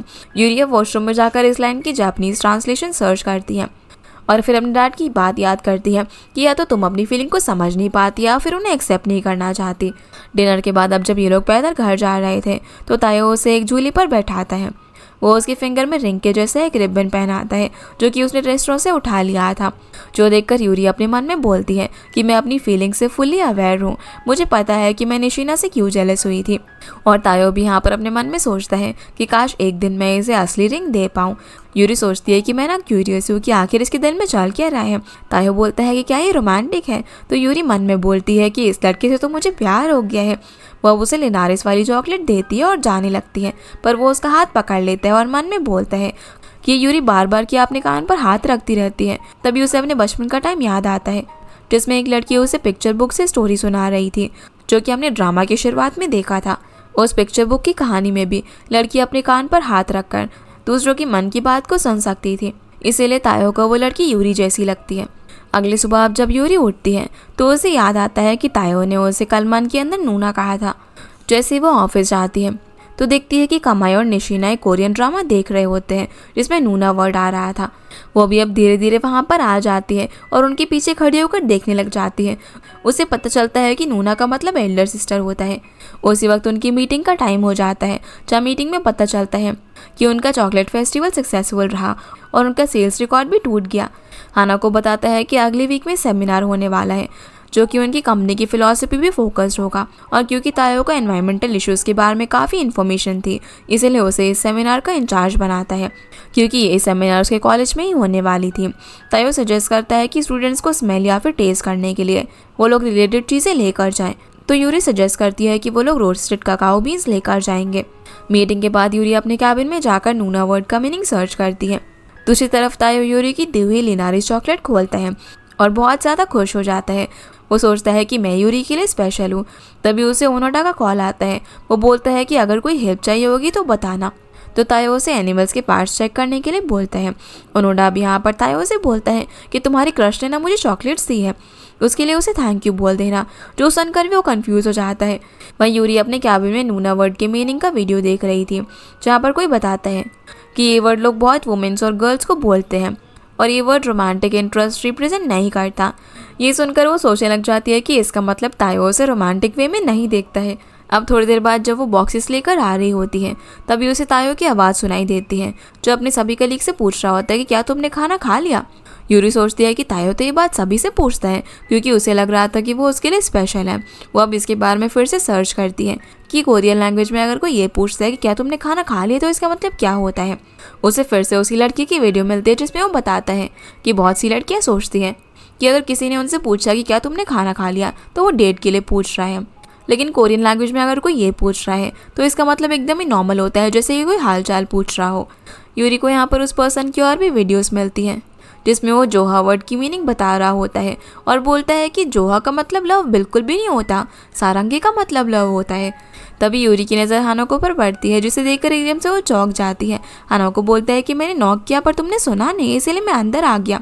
वो बोलता है कि तायो की इंटर्नशिप ख़त्म होने वाली है और मैं सोच रहा हूँ कि अगर कल का सेमिनार तायो ने अच्छे से हैंडल किया तो उसे परमानेंट पोजीशन दे दी जाएगी। वो बोलता है कि तुम इसके बारे में क्या बोलती हो। तो बोलती है कि तायो क्या चाहता है। हानाको बोलता है कि वो परमानेंट पोजीशन चाहता है। यूरी बोलती है कि ठीक है फिर ऐसा ही करते हैं। हानाको कहता है कि तुम क्या चाहती हो। तभी यूरी को हानाको की बात याद आती है कि मैं तुम पर इसीलिए ट्रस्ट करता हूँ क्योंकि तुम्हें अपने इमोशंस पर कंट्रोल है। इसीलिए अब यूरी उससे बोलती है कि मैं चाहती हूँ कि तायो को तुम उसके स्किल्स के बेसिस पर परमानेंट पोजीशन दो। आगे हम देखते हैं कि तायो अपने कलीग्स के साथ में रेस्टोरेंट आया होता है। वहाँ उससे पता चलता है कि इस सेमिनार को करने का यूरी बहुत ही दिनों से वेट कर रही थी। अभी तक जितने भी सेमिनार हुए हैं उसमें चॉकलेट के टेस्ट की बात हुई है, लेकिन अब पहली बार लोग उनकी फ़िलॉसफी पे बात करेंगे कि कैसे वो लोग ककाओ हस्क से चॉकलेट बनाते हैं और उनकी स्पेशलिटी के लिए अब उनकी कंपनी को रिकॉग्नाइज़ किया जाएगा। हानाको इसी मूवमेंट का वेट कर रहा था। तायो पूछता है कि बात यूरी से शिफ्ट होकर हानाको पर कैसे आ गई। तभी कामाई बताता है क्योंकि हानाको की लाइफ का पर्पस यूरी के ड्रीम को पूरा करना है और हानाको यूरी के लिए स्पेशल है। स्पेशल सुनकर तायो खड़ा हो जाता है और बोलता है कि मुझे कुछ काम याद आ गया, मैं वापस से ऑफिस जा रहा हूँ। जैसे ही वो ऑफिस पहुँचता है तो यूरी अपने कैबिन में नहीं होती। हानाको उसे बताता है कि यूरी बाहर गई हुई है। जो सुनकर तायो उससे पूछता है कि क्या तुम यूरी के लिए स्पेशल हो, जिसकी ये बात वो समझ नहीं पाता। इसीलिए अब तायो वहाँ से अपनी यूनिवर्सिटी में चला जाता है। यूनिवर्सिटी में यूरी और माहिरो भी सेमिनार स्पॉट चेक करने के लिए आई हुई थी। तभी तायो ओनोडा की डेस्क पर लिनारिस वाली चॉकलेट देखता है। फिर वो अपने प्रोफेसर को सेमिनार रूम अरेंज करने के लिए थैंक यू बोलता है। तो प्रोफेसर उसे उस लड़की के साथ कैसे चल रहा है ये पूछता है। तो बोलता है कि मैं उसके लिए स्पेशल नहीं हूँ। दूसरी तरफ यूरी भी माहिरो से बोलती है कि तायो मुझे रोमांटिक पार्टनर के जैसे नहीं देखता है, जो सुनकर माहिरो से ये बात डायरेक्टली तायो से पूछने का सजेशन देती है। तो यूरी बोलती है कि क्या तुम्हें लगता है कि मैं उसे ये सब डायरेक्टली पूछ पाऊंगी। इस पर वो बोलती है कि क्या तुम उसे डेट करना चाहती हो। दूसरी तरफ ओनोडा तायो से बोलता है कि तुम मिसअंडरस्टैंड कर रहे हो, पर तायो बोलता है कि नहीं, मैं सही सोच रहा हूँ। उसने भी मुझे सेम चॉकलेट्स दी है। मुझे पता है कि उसे मेरी फीलिंग्स के बारे में पता है, पर उसकी लाइफ में कोई और स्पेशल है। वहीं यूरी माहिरो से बोलती है कि मुझे डर है कि तायो मुझे पसंद नहीं करता। इधर तायो बोलता है कि हानाको ना उसके लिए स्पेशल है, शायद वो ना उसे पसंद करती है। तो ओनोडा उसे बताता है कि तुम्हारी क्रश ने मुझसे एडवाइस लेने के लिए आई थी। उसने बताया कि उसका दिल ना तुम्हारे लिए धड़कता है। ये सुनकर तायो थोड़ा सा खुश हो जाता है। जिसके बाद अब माहिरो और यूरी यूनिवर्सिटी से जब बाहर जा रहे थे तभी उन्हें ओनोडा मिल जाता है। तो बताता है कि वो ना टैंक को देखने के लिए आया था, जो सुनकर वो यूरी को वहाँ पर जाने के लिए एनकरेज करती है। तो यूरी चली जाती है। ओनोडा उसे बोलता है कि तुम्हें जाना चाहिए ना, पर वो बोलती है कि तुम यहाँ पर क्या कर रहे हो। तो कहता है कि मैं तो यहाँ पर बुक्स रिटर्न करने के लिए आया हूँ। वो बोलती है कि मतलब तुम डॉक्टर नहीं हो। इधर यूरी जैसे ही कोरल टैंक के पास पहुँचती है तो उसे वहाँ पर प्रोफेसर मिलता है, जो बताते हैं कि तायो तो जा चुका है। वहीं माहिरो ओनोडा के साथ लाइब्रेरी में होती है और उससे पूछती है कि तुम वेट क्यों नहीं बने, क्योंकि मैं ब्लड को हैंडल नहीं कर पाता था, पर रिसर्च में ब्लड के साथ डील करना पड़ता है और अब मेरा डर चला गया है जब मुझे ब्लड फ्लो होने का रीज़न पता चला। माहिरो बोलती है कि तुम वेट बन सकते थे ना। तो बोलता है कि हाँ शायद, पर तब भी मैं रिसर्च ही चूज़ करता क्योंकि मुझे ये पसंद है। माहिरो उससे पूछती है कि क्या तुम्हें पता है कि मैंने तुम्हें वैलेंटाइंस डे पर क्यों बुलाया था। बोलता है कि हाँ मुझे पता है, मैं ऐसा कुछ भी नहीं करूँगा जिससे तुम्हें रुकावट हो। इसके बाद हम यूरी को देखते हैं। वो उसी जगह पर आती है जहाँ वो तायो के साथ आई थी। वो उसे मैसेज करने वाली होती है, तभी उसे ही उसका मैसेज आ जाता है। वो बोलता है कि उसने सेमिनार के लिए प्रिपरेशन कर ली है। यूरी अब उसे कॉल करती है और दोनों बात करने लग जाते हैं, जहाँ वो बताती है कि मैं उसी पार्क में हूँ। तो तायो उसे वहीं पर वेट करने के लिए बोलता है और फिर खुद भी वहाँ पर आकर उससे बोलता है कि तुम मुझसे मिलना चाहती थी ना, जो सुनकर वो शर्मा जाती है। दोनों अब साथ में वॉक कर रहे थे, तभी रास्ते में स्टेयर्स पड़ती हैं जहाँ पर तायो यूरी से आगे निकल जाता है। वो उसे रुकने के लिए बोलती है तो बोलता है कि तुम छोटी हो, पर वो बोलती है कि मैं छोटी नहीं बल्कि नॉर्मल हूँ। यूरी और फिर तायो से एक स्टेप आगे हो जाती है और बोलती है कि देखो अब मैं बराबर हो गई। जिसकी ऐसी हरकतें देखकर वो उसे क्यूट बोलता है और उसका हाथ पकड़कर पूछता है कि क्या तुम्हारा दिल कुछ दिनों से धड़क रहा है, क्योंकि मेरे साथ भी यही हो रहा है। यूरी बोलती है कि तुम मुझसे ये क्यों पूछ रहे हो। तो वो बोलता है कि तुम्हें नहीं पता। उसके पास आकर उसे किस कर देता और बोलता है कि अब पता चला। जिस बीच वो अपने मन में बोलता है कि मैं तुमसे प्यार करता हूँ, जिस पर यूरी जवाब देती है कि मैं भी। तभी उसे रियलाइज़ होता है कि ये तो उसने ज़ोर से बोल दिया और वो सॉरी बोलकर जल्दी से वहाँ से चली जाती है। अगला दिन अब सेमिनार का होता है, जहाँ पर यूरी और माहिरो यूनिवर्सिटी में आ गए थे। माहिरो यूरी से बात कर रही होती है। वो बोलती है कि मैं ना ओनोडा को अपने प्यार में गिरा लूँगी, उसकी मिस्टीरियस पर्सनालिटी ना मुझे अट्रैक्ट करती है। जिसकी ये सारी बातें वो सुन रही थी। तभी माहिरो से तायो के लिए पूछती है तो यूरी बोलती है कि कल काफ़ी कुछ हुआ और मैं ये सब खत्म होने के बाद तायो को अपनी फीलिंग्स बताना चाहती हूँ। तभी आहिरा और निशिना वहाँ पर आ जाते हैं। माहिरो यहाँ पर आहिरा से कोकोआ बीन्स के बारे में पूछती है तो बोलता है कि कोकोआ बीन्स तो यूरी लेकर आने वाली थी ना, मैंने तुमको कल इस चीज़ के लिए मैसेज तो किया था। तब यूरी को याद आता है कि जब तायो के साथ थी तभी आहिरा का मैसेज आया था, लेकिन वो उसे रीड नहीं कर पाई थी। अब वो जल्दी से मैसेज चेक करती है तो उसमें लिखा हुआ था कि वो कोकोआ बीन्स चेक करने के लिए उसकी डेस्क पर रख दिए, जिन्हें चेक करने के बाद उसे ले आने के लिए बोला था। जो देखकर माहिरो आहिरा से कहती है कि तुम्हें ना और रिस्पॉन्सिबल होना चाहिए, जिसके लिए वो सॉरी बोलता है और वापस जाकर लाने को बोलता है। पर यूरी कहती है कि मेरी गलती है, मैंने ही चेक नहीं किया। निशिना कहती है कि 10 मिनट के अंदर सेमिनार स्टार्ट होने वाला है। तभी हानाको और तायो भी वहाँ पर आ जाते हैं।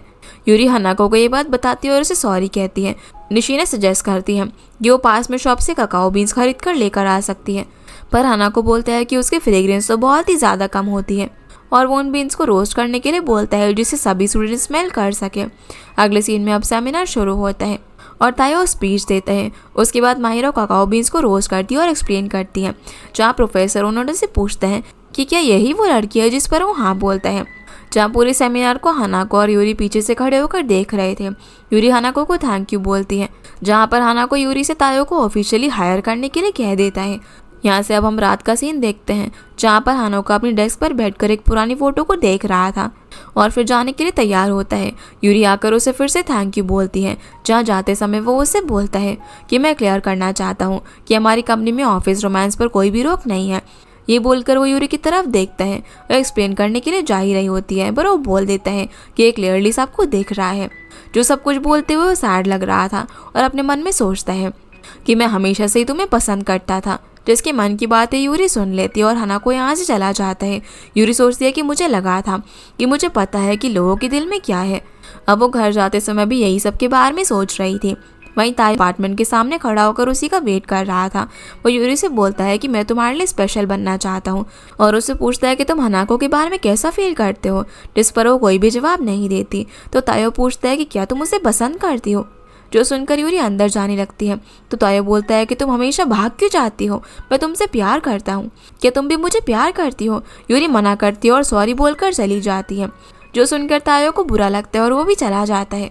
अगले दिन अब तायो को ऑफिशियली कंपनी में परमानेंट पोजीशन असाइन कर दी जाती है, लेकिन वो यहाँ पर कल की बात से दुखी होता है, जो चीज़ हानाको भी नोटिस कर लेता है। जैसे ही मीटिंग शुरू होती है एक बिजनेस नेटवर्किंग इवेंट के लिए, उन्हें होक्काइडो विजिट करना था। हानाको और यूरी उस इवेंट के इंचार्ज होते हैं और निशिना और अहिरा बैकअप्स के अंदर होते हैं, क्योंकि उनके इन्वेस्टर्स कोरिया से भी थे। इसीलिए हानाको तायो को भी ज्वाइन करने के लिए बोलता है और मीटिंग ओवर हो जाती है। अगले सीन में यूरी माहिरो को बताती है कि उसने तायो को डंप कर दिया है। माहिरो बोलती है कि मुझे तो लगा कि तुम उसको अपनी फीलिंग्स कन्फेस करने वाली हो। तभी यूरी को हानाको के मन की बात याद आ जाती है। वो माहिरो से बोलती है कि मैं अभी मेंटली स्टेबल नहीं हूँ। माहिरो पूछती है कि आखिर क्या बात है। इस पर वो कहती है कि अभी मैं थोड़ी सी कंफ्यूज हूँ। जो सुनकर माहिरो बोलती है कि फिर तो होक्काइडो ट्रिप तुम्हारे लिए हेल साबित होने वाला है। टेरेस पर अब हानाको भी उनके बारे में ही सोच रहा था। इसके बाद सीन तायो पर आता है, जो कि अपने रूम में खाना खा रहा था और यूरी से कल की हुई बात को याद कर रहा था। वह यूरी अपने डैड के पास में होती है। वो उन्हें होक्काइडो ट्रिप के बारे में बताती है और हमें पता चलता है कि होक्काइडो वही जगह पर है जहाँ पर यूरी का अपने डैड के साथ एक्सीडेंट हुआ था। उसके डैड पूछते हैं कि क्या तुम्हें डर लग रहा है, तो यूरी बोलती है कि हाँ, पर मैं माउंट क्रेताप ऊपर नहीं जा रही हूँ और वैसे भी एक्सीडेंट हुए 12 साल हो चुके हैं। तो डैड उसे सेफ जर्नी बोलते हैं। अगले दिन अब यूरी एयरपोर्ट पर होती है, तभी उसे निशिना का कॉल आता है और पता चलता है कि उसे अर्जेंट काम पड़ गया है, जिस वजह से वो इवेंट नहीं अटेंड कर पाएगी। हानाको को भी अहिरा का फ़ोन आता है, जो बताता है कि उसकी नेक में स्प्रेन आ गया है, जिसकी वजह से वो भी इवेंट अटेंड नहीं कर पाएगा और तायो उन्हें ज्वाइन करता है। अब जैसे एयरप्लेन लैंड होता है तो हानाको यहाँ फ़ोन पर बात कर रहा था, जिस बीच तायो यूरी को स्नैक्स ऑफर करता है और वहाँ पर बने 2 बर्ड्स को देखकर बताता है कि ये ना इंडेंजर्ड स्पीशीज़ है, जो अब स्लोली इंक्रीज हो रही है, और बताता है कि इनके नाम का मीनिंग गॉड ऑफ वेटलैंड्स होता है। जहाँ गॉड वर्ड सुनते ही यूरी उसकी तरफ देखने लग जाती है, जो देखकर तायो खुद से कहता है कि मुझे ना यूरी की फेस की तरफ नहीं देखना चाहिए, और वो दूर चला जाता है। हानाको भी अब कॉल पर बात कर चुका था, वो इन दोनों को दूर से देख रहा था। अब जब तायो अपनी फ़ोटो क्लिक कर रहा था तभी हानाको हेल्प करने के लिए बोलता है। वो यूरी को भी फ़ोटो में ज्वाइन होने को कहता है। अब जब ये सभी लोग साथ में खाने का डिसाइड करते हैं, जहाँ पर हानाको कोई सी फूड रेस्टोरेंट सजेस्ट करते हैं, पर तायो सूप करी, जो देखकर ये लोग यूरी को चूज़ करने के लिए बोलते हैं। अब वो जैसे इनका माइंड रीड करती है तो कंफ्यूज हो जाती है और बोलती है कि मुझे नहीं पता। जिसके बाद हम इन लोगों को एक रामेन रेस्टोरेंट में देखते हैं, जहाँ पर हानाको और तायो अलग अलग साइड में बैठे हुए थे और यूरी कंफ्यूज हो जाती है कि वो किसकी साइड में बैठे। जैसे ही वो हानाको के साइड बैठने के लिए जाती है तो वो तायो के पास जाकर बैठने के लिए बोलता है, और जब वो तायो के साइड जाने लगती है तो वो हानाको के पास बैठने के लिए बोलता है, जिससे वो कंफ्यूज होकर खड़ी हो जाती है। ये देखकर हानाको उसे फाइनली अपनी जगह बैठा देता है और वो खुद तायो के साइड पर जाकर बैठ जाता है। यहाँ से फिर हमें सीधे नेटवर्किंग इवेंट का सीन दिखाया जाता है। मिनहाना भी यहाँ पर आई हुई थी और ये वही लड़की है जो कि बचपन में तायो को टेलीपैथी गर्ल की स्टोरी सुनाती है, और हमें पता चलता है कि उसके पास भी माइंड को रीड करने वाली पावर्स है। इवेंट खत्म होने के बाद हानाको तायो को दूसरे दिन के लिए इंस्ट्रक्शन दे रहा था। तब तायो उससे पूछता है कि क्या जापान में वुमेन ऐसे लोगों से हेट करती है जो कि बहुत ही परसिस्टेंट होते हैं। जो सुनकर हानाको कंफ्यूज हो जाता है। वो तायो को कॉर्नर पर लेकर जाता है और उसे यूरी और उसके बारे में पूछता है।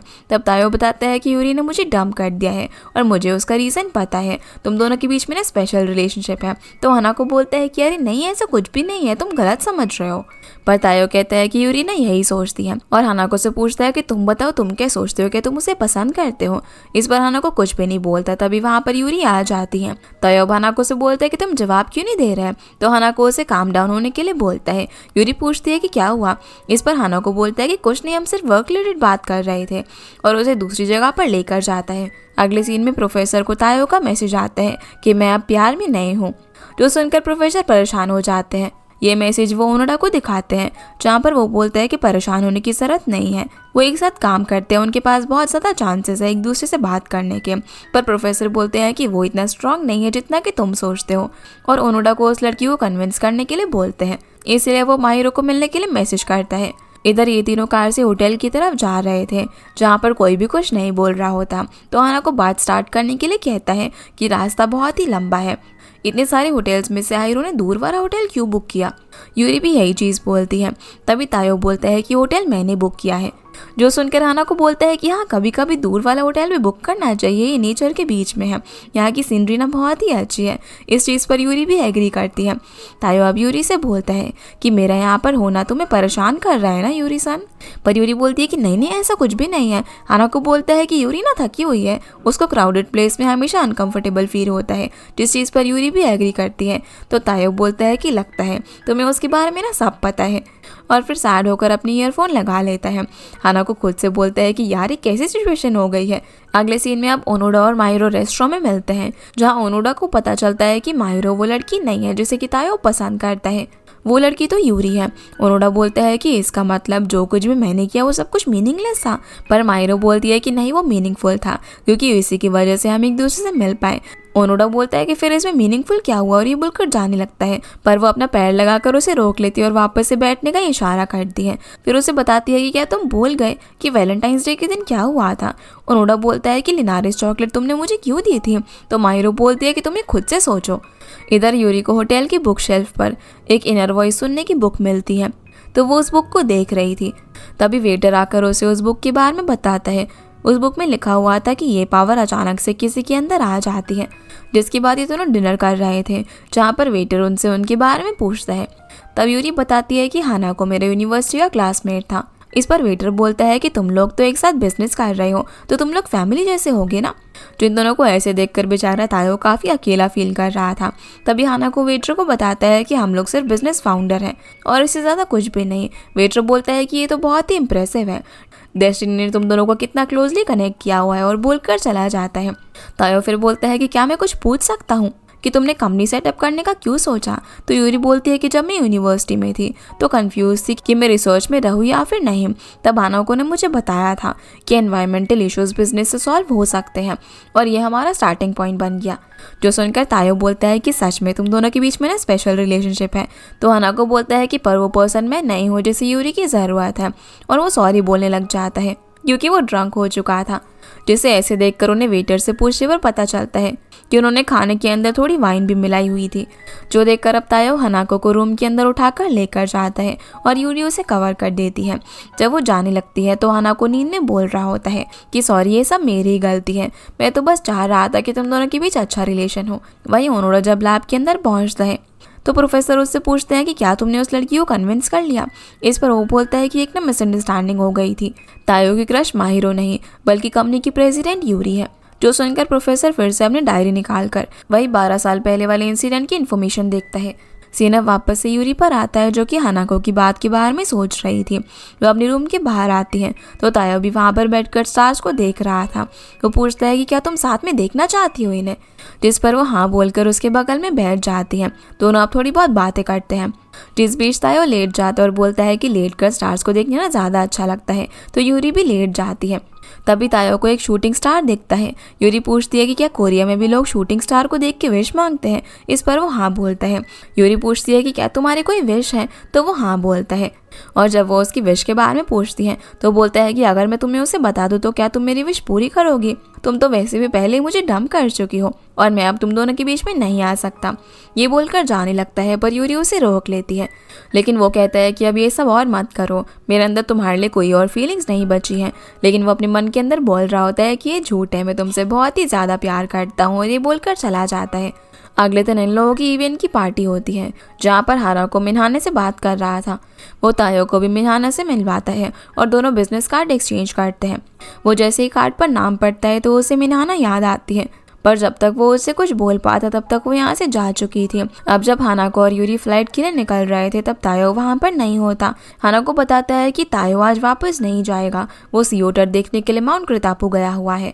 इसलिए अब ये दोनों एयरपोर्ट पहुँच जाते हैं जहाँ पर यूरी तायो के साथ बिताए हुए मोमेंट्स को याद कर रही थी। हानाको भी सब कुछ समझ रहा था। वो यूरी से बोलता है कि तुम्हें बताने की जरूरत नहीं है, मैं बिना बताए ही सब कुछ जान रहा हूँ, और तुम भी वहाँ पर जाओ जहाँ पर तायो है। यूरी हेजिटेट कर रही होती है पर वो बोलता है कि चलो रॉक पेपर सीजर गेम से डिसाइड करते हैं, अगर मैं हार गया तो तुम माउंट क्रितापू जाओगी। यूरी बोलती है कि तुम तो इस गेम में बहुत ही बेकार हो। हानाको बोलता है कि इसीलिए तो जब मैं हार जाऊं तभी तुम तायो के पास चली जाना। दोनों अब जैसे ही गेम शुरू करते हैं तो पुराना सीन हमें दिखाया जाता है जहाँ पर सभी लोग यूनिवर्सिटी में थे और हमें पता चलता है कि हानाको जानबूझकर उसे बार बार इस गेम में हार जाता था। अब जैसे यूरी अपनी आंखें बंद कर लेती है तो इस बार भी ऐसा ही होता है और अब वो उसे तायो के पास जाने के लिए बोलता है, जो सुनकर यूरी खुश होकर उसे थैंक यू बोलकर चली जाती है। जिसके बाद हम उसे माउंट क्रितापू पर देखते हैं जहाँ पर तायो ऊपर से ही उसे नोटिस कर लेता है। वो पूछता है कि तुम यहाँ पर क्या कर रही हो? तो बोलती है कि मैं तुम्हें देखने के लिए आई हूँ।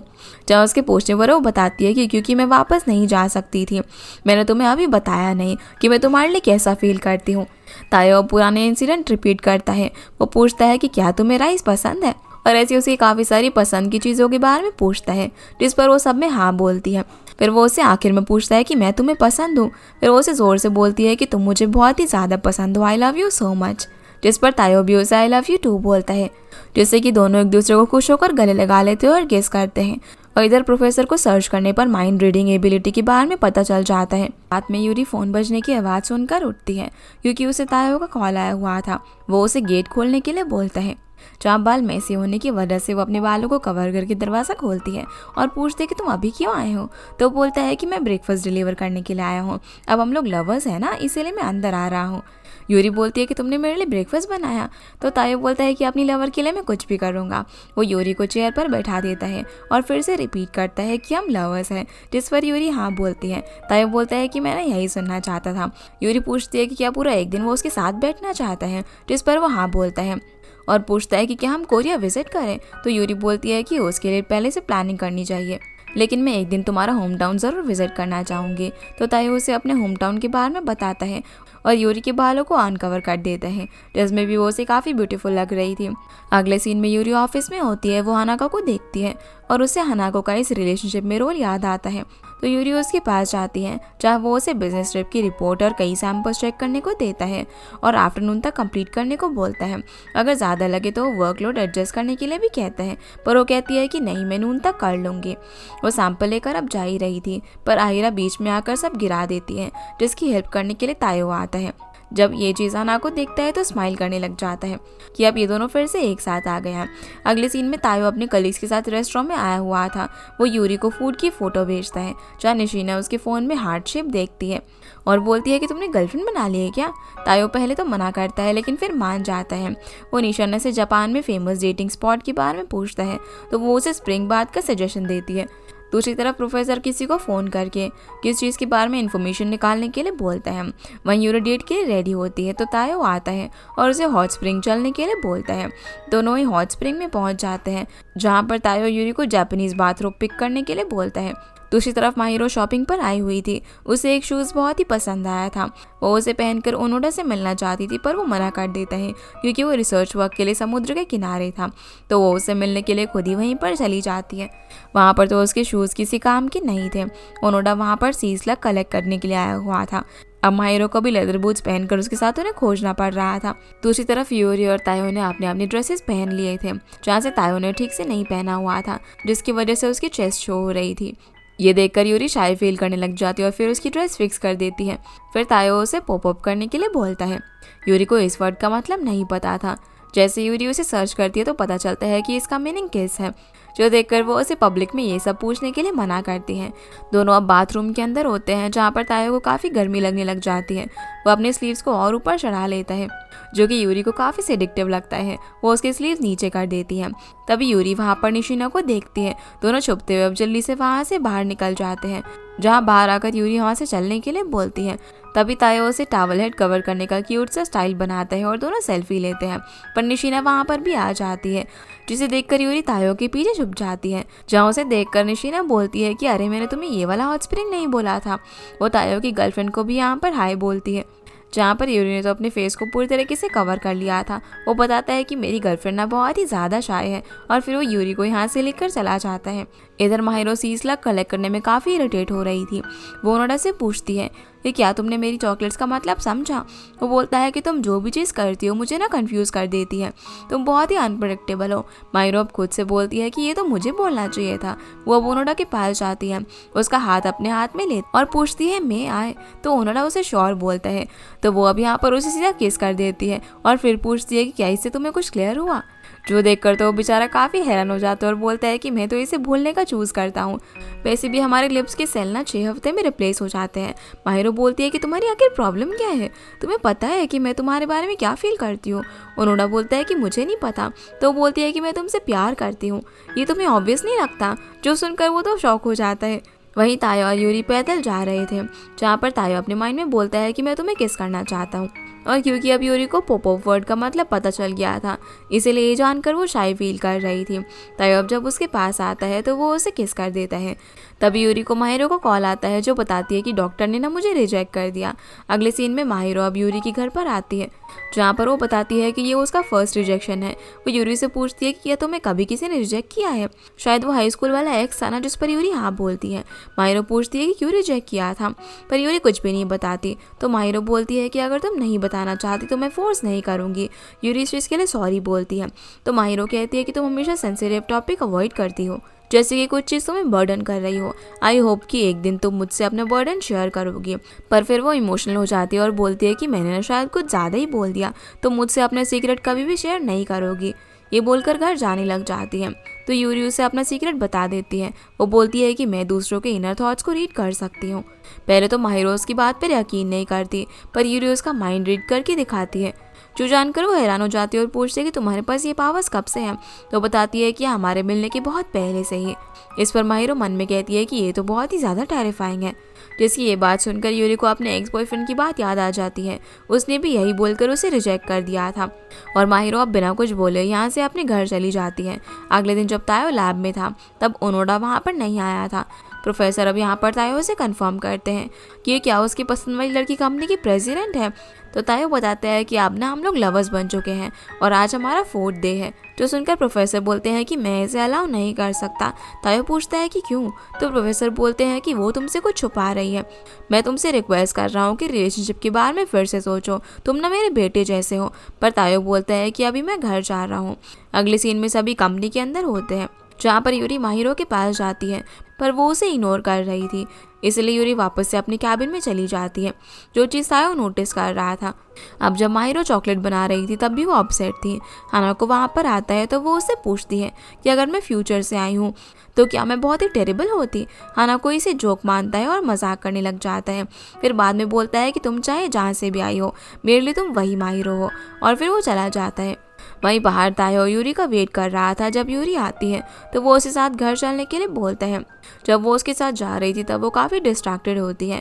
तायो पूछता है कि तुम इतना डाउन क्यों फील कर रही हो, मुझसे शेयर करो ना, मैं अपनी एनर्जी तुम्हारे साथ शेयर करूँगा। तो यूरी बोलती है कि माहिरो और मैं।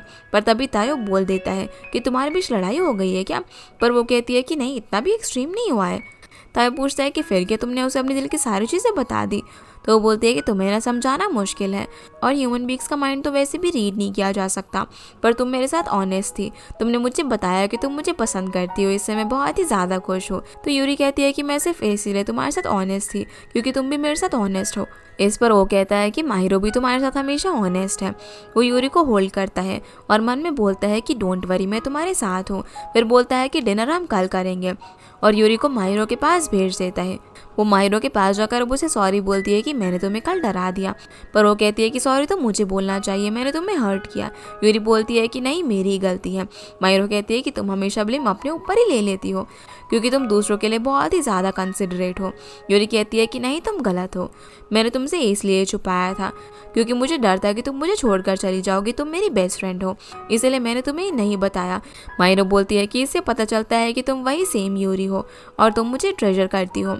तुमने अभी तक तायो को ये बात नहीं बताई होगी और लाइफ में फ्रेंड और लवर का डिफरेंट रोल होता है, इसलिए मैं तुम्हें प्रोटेक्ट करूँगी। अगले सीन में ये चीज़ वो अपने डैड को बताती है तो डैड बोलते हैं कि मैं तुम्हारे लिए खुश हूँ। जहाँ यूरी बोलती है कि किसी के एनकरेज करने पर मैंने ये किया और फिर उन्हें बताती है कि मुझे ना प्यार हो गया है, अब हम ऑफिशियली एक दूसरे के साथ हैं।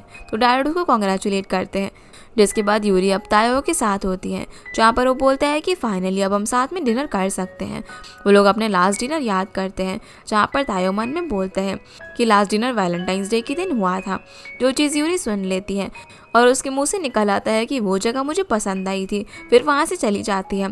तायो अब कुछ नहीं बोलता और बस स्माइल कर देता है, पर यूरी ऑकवर्ड फील कर रही थी और खड़ी हो जाती है। उसे अपने हाई स्कूल का ब्रेकअप याद आता है जो कि उसकी इस पावर की वजह से ही हुआ था। वो सोचती है कि अगर तायो को मेरी पावर्स के बारे में पता चलेगा तो क्या होगा, वो मेरी आंखों में कभी भी नहीं देखेगा। यही वो पर्सन है जिससे मैं ये बात हमेशा के लिए छुपाना चाहती हूँ। फिर वो तायो को जाकर किस कर देती है और दोनों एक दूसरे को हक करते हैं। रात में अब दोनों सब्जी लेकर घर पर जा रहे थे, तभी तायो को याद आता है कि वो आलू लेना तो भूल ही गए हैं। वो यूरी को कीज देकर घर पर जाने के लिए बोलता है और खुद आलू लेने के लिए चला जाता है। यूरी उसके रूम के अंदर जाती है जहाँ उसे वही बुक मिलती है जिसमें एक लड़की के अंदर भी वही पावर्स थी जैसे कि यूरी के पास है। उस बुक का नाम होता है a girl who can read mind by Minhana और इस बुक के अंदर मिन्हाना का बिजनेस कार्ड भी था।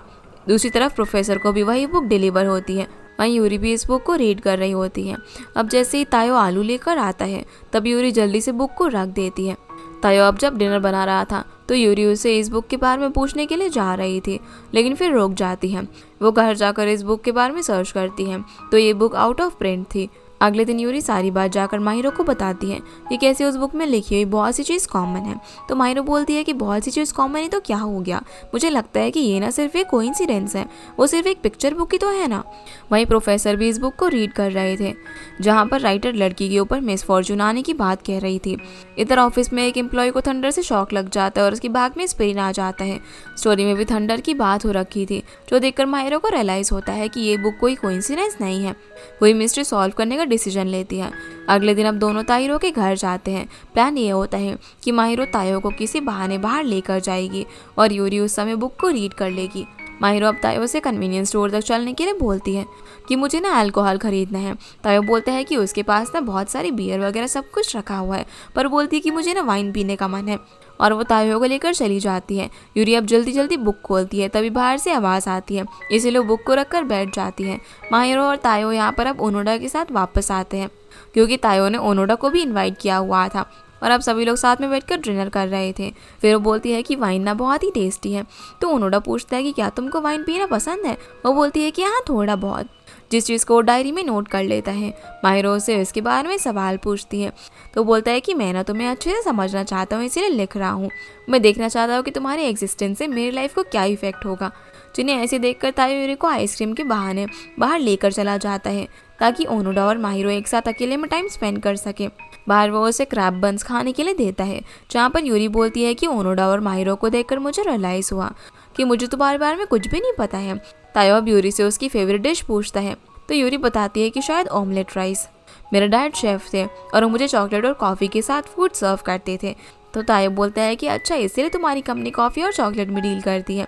वो बताती है कि मेरे डैड ने आज तक मेरी कंपनी के चॉकलेट्स टेस्ट ही नहीं किए। तभी तायो बोलता है कि मुझे भी ना तुम्हारे बारे में काफ़ी चीज़ें नहीं पता है और मैं तुम्हारे बारे में और जानना चाहता हूँ। वो यूरी का हाथ लेता है और बोलता है कि तुम जैसी भी हो मेरे लिए मिस यूरी ही रहोगी, जिससे मैं प्यार करता हूँ। मैं अभी बहुत ही ज़्यादा खुश हूँ। तो यूरी बोलती है कि मैं भी, और दोनों वापस जाने लग जाते हैं। अब जब यूरी और माहिरो साथ में जा रहे थे तभी ओनोडा माहिरो से बोलता है कि मैं तुम्हें फिर से कॉल करूंगा, मुझे और क्वेश्चंस पूछने हैं, जो बोलकर वहाँ से चला जाता है। यूरी अब माहिरो से बोलती है कि ओनोडा तो अब तुम्हें सीरियसली ले रहा है। तभी माहिरो उसे बताती है कि मैंने उस पिक्चर बुक के अगले 2 पेजेस पढ़ लिए हैं।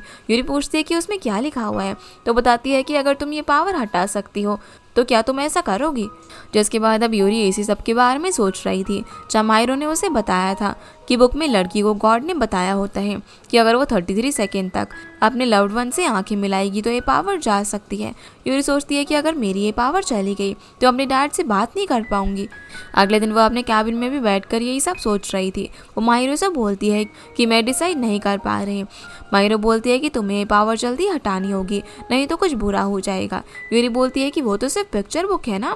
तभी वहाँ पर केमाई आता है और बताता है कि वीसीपी कंपनी बैंकरप्ट हो गई है और ये वही कंपनी थी जो कि उनकी कंपनी में इन्वेस्ट करने वाली थी। तो हना को बोलते हैं कि वो अब किसी और कंपनी को इन्वेस्ट करने की अपील करेगा। तभी यूरी को भी हॉस्पिटल से कॉल आ जाता है और पता चलता है कि उसकी डैड की कंडीशन ख़राब हो गई है, इसीलिए वो जल्दी से वहाँ पर जाने के लिए निकल जाती है। जैसे ही वो हॉस्पिटल पहुँचती है तो डॉक्टर बताते हैं कि डैड की कंडीशन अब स्टेबल है। तभी उसे हानाको का फ़ोन आता है। वो उसे उसके डैड का हालचाल पूछता है और बोलता है कि यहाँ पर मैं सब कुछ संभाल लूँगा, तुम अपने डैड के पास रहो, जिस चीज़ के लिए यूरी उसे थैंक्स बोलती है। अगले दिन अब यूरी अपने डैड से बात कर रही थी जहाँ वो उन्हें बताती है कि अगर 33 सेकेंड तक मैं अपने लव्ड वंस की आंखों में देखूंगी तो मेरी ये पावर जा सकती है, पर मुझे नहीं पता कि ये कितना सच है। अगर ये सच है तो मेरी वजह से आपकी ये कंडीशन हुई। उसकी डैड बोलते हैं कि इसमें तुम्हारी फॉल्ट नहीं है। वो अब यूरी से ये चीज़ साथ में ट्राई करने के लिए बोलते हैं। वो बोलती है कि अगर ये पावर चली गई तो मैं आपसे बात नहीं कर पाऊंगी, पर डैड फिर भी उसे ट्राई करने के लिए बोलते हैं और कहते हैं कि तुम्हारी आवाज़ तो मुझ तक आ ही जाएगी ना। दोनों अब एक दूसरे की आंखों में देखकर शेयर करने लग जाते हैं। इसी दौरान यूरी को ऐसा लगता है जैसे उसके डैड फुली कॉन्शियस होकर उससे बात कर रहे हों। उसके डैड यहाँ पर उससे कह रहे थे कि उस एक्सीडेंट से जब मैंने तुम्हें बचाया तो मुझे बहुत ही प्राउड फील हुआ कि मैंने अपने हाथों से तुम्हें बचाया, मैं बहुत ही खुश हूँ। यूरी को ऐसा भी लगता है कि उसके डैड उसकी कंपनी की कॉफ़ी को टेस्ट कर रहे हैं और बोलते हैं कि कॉफ़ी बहुत ही टेस्टी है। फिर वो यूरी को थैंक यू बोलते हैं और तभी 33 सेकेंड्स ओवर हो जाते हैं। यूरी तो अब यहाँ पर रोना शुरू कर देती है, पर तभी उसे रियलाइज़ होता है कि वो अभी भी उनकी बातें सुन पा रही है। वो रोते हुए बोलती है कि मैं बहुत ही रिलीव्ड हूँ कि मुझे आपकी आवाज़ आ रही है, मैं खुश हूँ कि ये चीज़ वर्क नहीं कर पाई। डैड बोलते हैं कि इसका मतलब बुक सिर्फ एक कोइंसिडेंस है और कुछ भी नहीं। अब जब यूरी घर जा रही थी तभी गेट के सामने तायो खड़ा हुआ था। वो उसके लिए डिनर लेकर आया था। यूरी से पूछता है कि तुम्हारे डैड कैसे हैं, तो बताती है कि अब वो ठीक है। दोनों अब साथ में जाकर डिनर करते हैं जहाँ पर तायो उसकी फेवरेट डिश ऑमलेट राइस लेकर आया हुआ था। यूरी अब यहाँ पर उसे अपनी डैड की कंडीशन के बारे में बताती है और बोलती है कि फिर भी वो बिल्कुल बदले नहीं है, वो बहुत ही ऑप्टिमिस्टिक पर्सन है और मैं उनसे बहुत ही ज़्यादा प्यार करती हूँ। अब जब वो साइलेंट ड्रेसिंग लेने के लिए जाती है तभी तायो को प्रोफेसर का कॉल आता है। वो उसे तुरंत मिलने के लिए बुलाते हैं। वो जैसे उनके पास पहुँचता है तो प्रोफेसर बोलते हैं कि मैं तुम्हें कुछ बताना चाहता हूँ। वो बोलते हैं कि जब 12 साल पहले मैं फील्ड वर्क पर माउंट क्रितापू पर गया था तो मैंने फिश बोट पर एक एक्सीडेंट विटनेस किया था। कोई सी ओटर को बचाने के लिए समुद्र में कूद गया था और वो लड़की यूरी थी, जिसे बचाने के लिए उसके डैड भी समुद्र में कूद गए थे, जिससे उनकी बॉडी फुली पैरालाइज हो गई थी। इस इंसिडेंट ने मुझे बहुत ही मूव कर दिया था और मैं ओकेजनली उसके फादर को विजिट करने जाता हूँ, इसलिए मुझे पता है कि यूरी कौन है। तुम्हारी गर्लफ्रेंड बहुत ही काइंड और वंडरफुल लड़की है, पर उसका एक सीक्रेट है जो कि उसने तुम्हें बताया नहीं है। इसीलिए एक फादर के जैसे मैं तुम्हें एडवाइस देता हूँ कि तुम इससे ब्रेकअप कर लो। अगले सीन में हानाको को कोरिया से इंटरनेशनल कॉल आता है जो कि मिनहाना का था। वो उनकी कंपनी को इन्वेस्ट करके हेल्प करने का ऑफर करती है और बोलती है कि नेक्स्ट वीक वो जापान आकर इसके बारे में बात करेंगे। इधर यूरी अपने डैड के हॉस्पिटल रूम से प्रोफेसर को बाहर आते हुए देखती है। वो अंदर जाकर डैड से पूछती है कि क्या आप उन्हें जानते हो।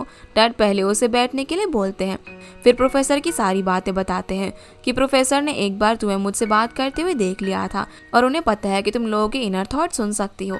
साथ ही कोई और भी है जो कि तुम्हारी इस पावर के बारे में जानता है और वो पर्सन तायो है। दूसरी तरफ हम देखते हैं कि तायो भी वो पिक्चर बुक पढ़ रहा था और सीन यहाँ से हमें एक दिन पहले का दिखाया जाता है जब प्रोफेसर उसे ये बुक पढ़ने के लिए देते हैं तो बोलते हैं कि इसकी ज़रूरत नहीं है, मुझे उसका सीक्रेट पता है, पर मैंने डिसाइड कर लिया है कि मैं यूरी से हमेशा प्यार करता रहूँगा। प्रोफेसर बोलते हैं कि क्या तुम्हें पता है कि बुक में स्टोरी कैसे ख़त्म होती है। सीन अब यहाँ से प्रेजेंट में आता है जहाँ पर तायो ने पूरी बुक पढ़ ली थी। इधर यूरी को तो यकीन ही नहीं हो रहा था कि तायो उसका सीक्रेट जानता है।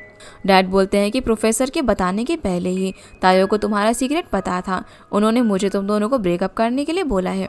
नहीं तो तुम लोगों के साथ हॉरिबल चीज़ें होंगी। यूरी बोलती है कि मुझे बिलीव नहीं है कि तायो को मेरी पावर्स पता है, पर डैड बोलते हैं कि शायद पता होगा, पर किसी रीज़न की वजह से ये बात छुपा रहा होगा। अगले दिन अब यूरी माहिरो को सारी बात बताती है। यूरी बोलती है कि सबसे ज़्यादा मुझे ये बॉदर कर रहा है कि अगर तायो को मेरा सीक्रेट पता है तो ये बात उसने मुझसे क्यों छुपा कर रखी। माहिरो ये जानने के लिए यूरी को प्लान बताती है कि तायो को रीशेड्यूल करके आज चेक इन के लिए बुलाया जाए और फिर वो अपने दिमाग में जो कुछ भी बोल रहा होगा वो तुम मुझे सेंड कर दी जाओ, मैं उसे ट्रांसलेट करके पता लगाऊंगी।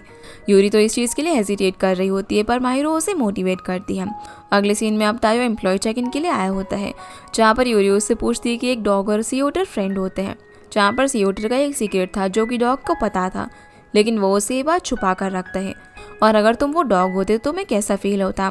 तायो अब सोचने लग जाता है कि सी ओटर तो सी में रहते हैं, तो भला डॉग के साथ फ्रेंड कैसे हो सकते हैं। यूरी एक कोरियन सेंटेंस माहिरो को ट्रांसफ़र कर देती है। जब वो इसे ट्रांसलेट करने की कोशिश करती है तो मिसप्रोनाउंसिएशन की वजह से इसका मतलब इसको भेज दो आ जाता है, जिससे कि माहिरो को ये प्लान फेल हो जाता है। इसलिए यूरी भी तायो को बोल देती है कि तुम्हारा चेक इन ना ख़त्म हो गया है। अगले सीन में हाना को मिन्हाना से मिलने के लिए आया हुआ था। जब मिन्हाना जाने लगती है तो उसे ऑफिस विजिट करने के लिए बोलता है और यूरी से मिलने के लिए कहता है। दूसरी तरफ माहिरो और यूरी एक दूसरे को इशारों में बात कर रहे थे, जहां अगले प्लान के लिए वो तायो को स्लीप ओवर के लिए बुलाने को बोलती है।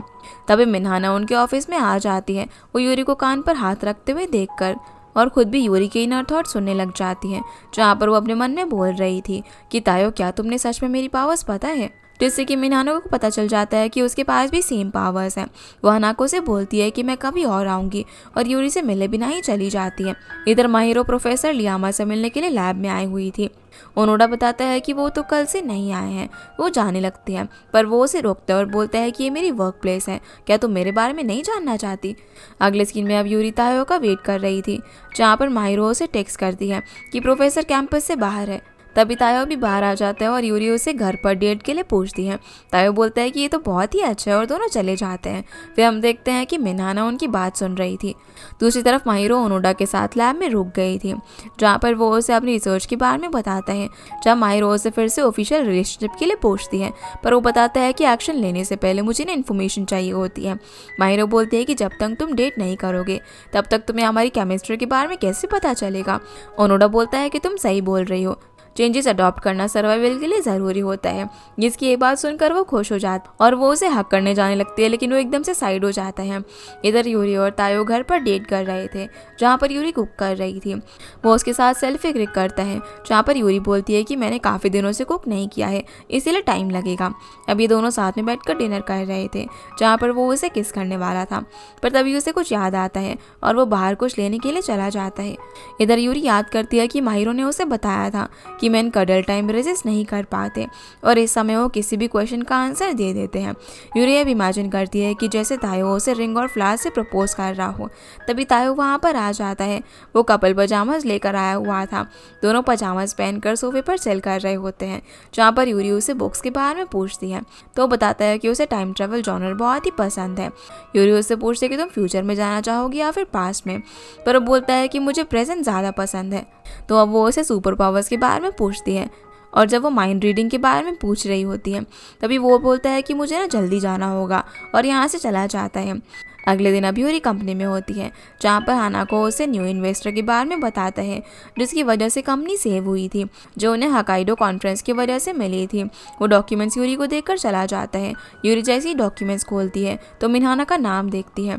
उसे याद आता है कि वो पिक्चर बुक की राइटर भी यही है और तायो की बुक में भी उसी का बिजनेस कार्ड था, और सोचती है कि क्या ये दोनों एक दूसरे को जानते हैं। जिसके बाद मिन्हाना तायो से मिलती है। वो उससे पूछती है कि क्या तुम्हें पता है कि यूरी के पास भी मेरे जैसी पावर्स है, जहाँ पर तायो को ये बात पता होती है। मिन्हाना अब उसके लिए काफ़ी कंसर्न होती है। वो बोलती है कि तुम्हें पता है ना कि इस बुक की स्टोरी कैसे ख़त्म हुई थी, तुम दोनों को अलग हो जाना चाहिए। पर तायो बोलता है कि ये चाहे जो भी हो, मैं यूरी से अलग नहीं होऊंगा, और वहाँ से चला जाता है। इधर यूरी अपने डैड के पास होती है, जहाँ पर वो बोल रही थी कि मुझे पता नहीं है कि तायो क्या सोचता है और मेरे लिए क्या फील कर रहा है। डैड बोलते हैं कि किसी को पूरी तरीके से जानना डिफ़िकल्ट होता है, पर एक चीज़ श्योर है कि वो तुमसे सच में बहुत ज़्यादा प्यार करता है, इस चीज़ के लिए मैं श्योर हूँ। इधर तायो के जाने के बाद मिन्हाना उसके ऑफिस में जाती है, जहाँ वो खुद से बोलती है कि मैं ये तुम्हारे अच्छे के लिए कर रही हूँ। मिनहाना को किसी काम की वजह से वापस से कोरिया जाना था, इसलिए वो यूरी को किस देने के लिए आई हुई थी, पर यूरी ऑफिस में नहीं थी। हानाको बोलता है कि अगर आप चाहो तो मैं यूरी को हैंड ओवर कर दूंगा। तो मिनहाना हानाको को वही पिक्चर बुक देती है और बोलती है कि मेरी लाइफ स्टोरी है और इस कहानी के एंड में जो कुछ भी हुआ है वो मेरे और मेरे लवर के साथ हुआ था। मैं चाहती हूँ कि ये दोनों वो चीज़ ना करे जो कि हमने किया था। हानाको अब यूरी के घर जाता है, जहाँ पर वो उसे पिक्चर बुक दे देता है और मिनहाना की सारी बात बताता है। यूरी बोलती है कि मतलब ये ट्रू स्टोरी है। वो स्टोरी का कंक्लूजन देखती है और पता चलता है कि लड़की के लवर की डेथ हो जाती है। हानाको बोलता है कि पहले तो मुझे मिनहाना की बातों पर यकीन ही नहीं हो रहा था। मैंने इस पर सर्च किया और निशिना की भी हेल्प ली, जहाँ पता चला कि मिनहाना फेलो यूनिवर्सिटी स्टूडेंट को डेट कर रही थी, जिसकी स्टूडेंट लाइफ में डेथ हो गई थी, जिससे कि यूरी को भी रियलाइज़ हो जाता है कि तायो को भी सब कुछ पता है। यूरी अब उसे स्विंग पर बैठकर तायो के बारे में सोच रही थी और उसके साथ बिताए मोमेंट्स को याद कर रही थी। वो अब उसके अपार्टमेंट के पास जाती है और बोलती है कि मैं तुम्हें बहुत ही मिस कर रही थी। तो वो उसे अंदर ले जाता है, जहाँ वो उसे खाने के लिए पूछता है। तो तायो कहता है कि हाँ, वो बात ना हम खाने की बात कर लेंगे।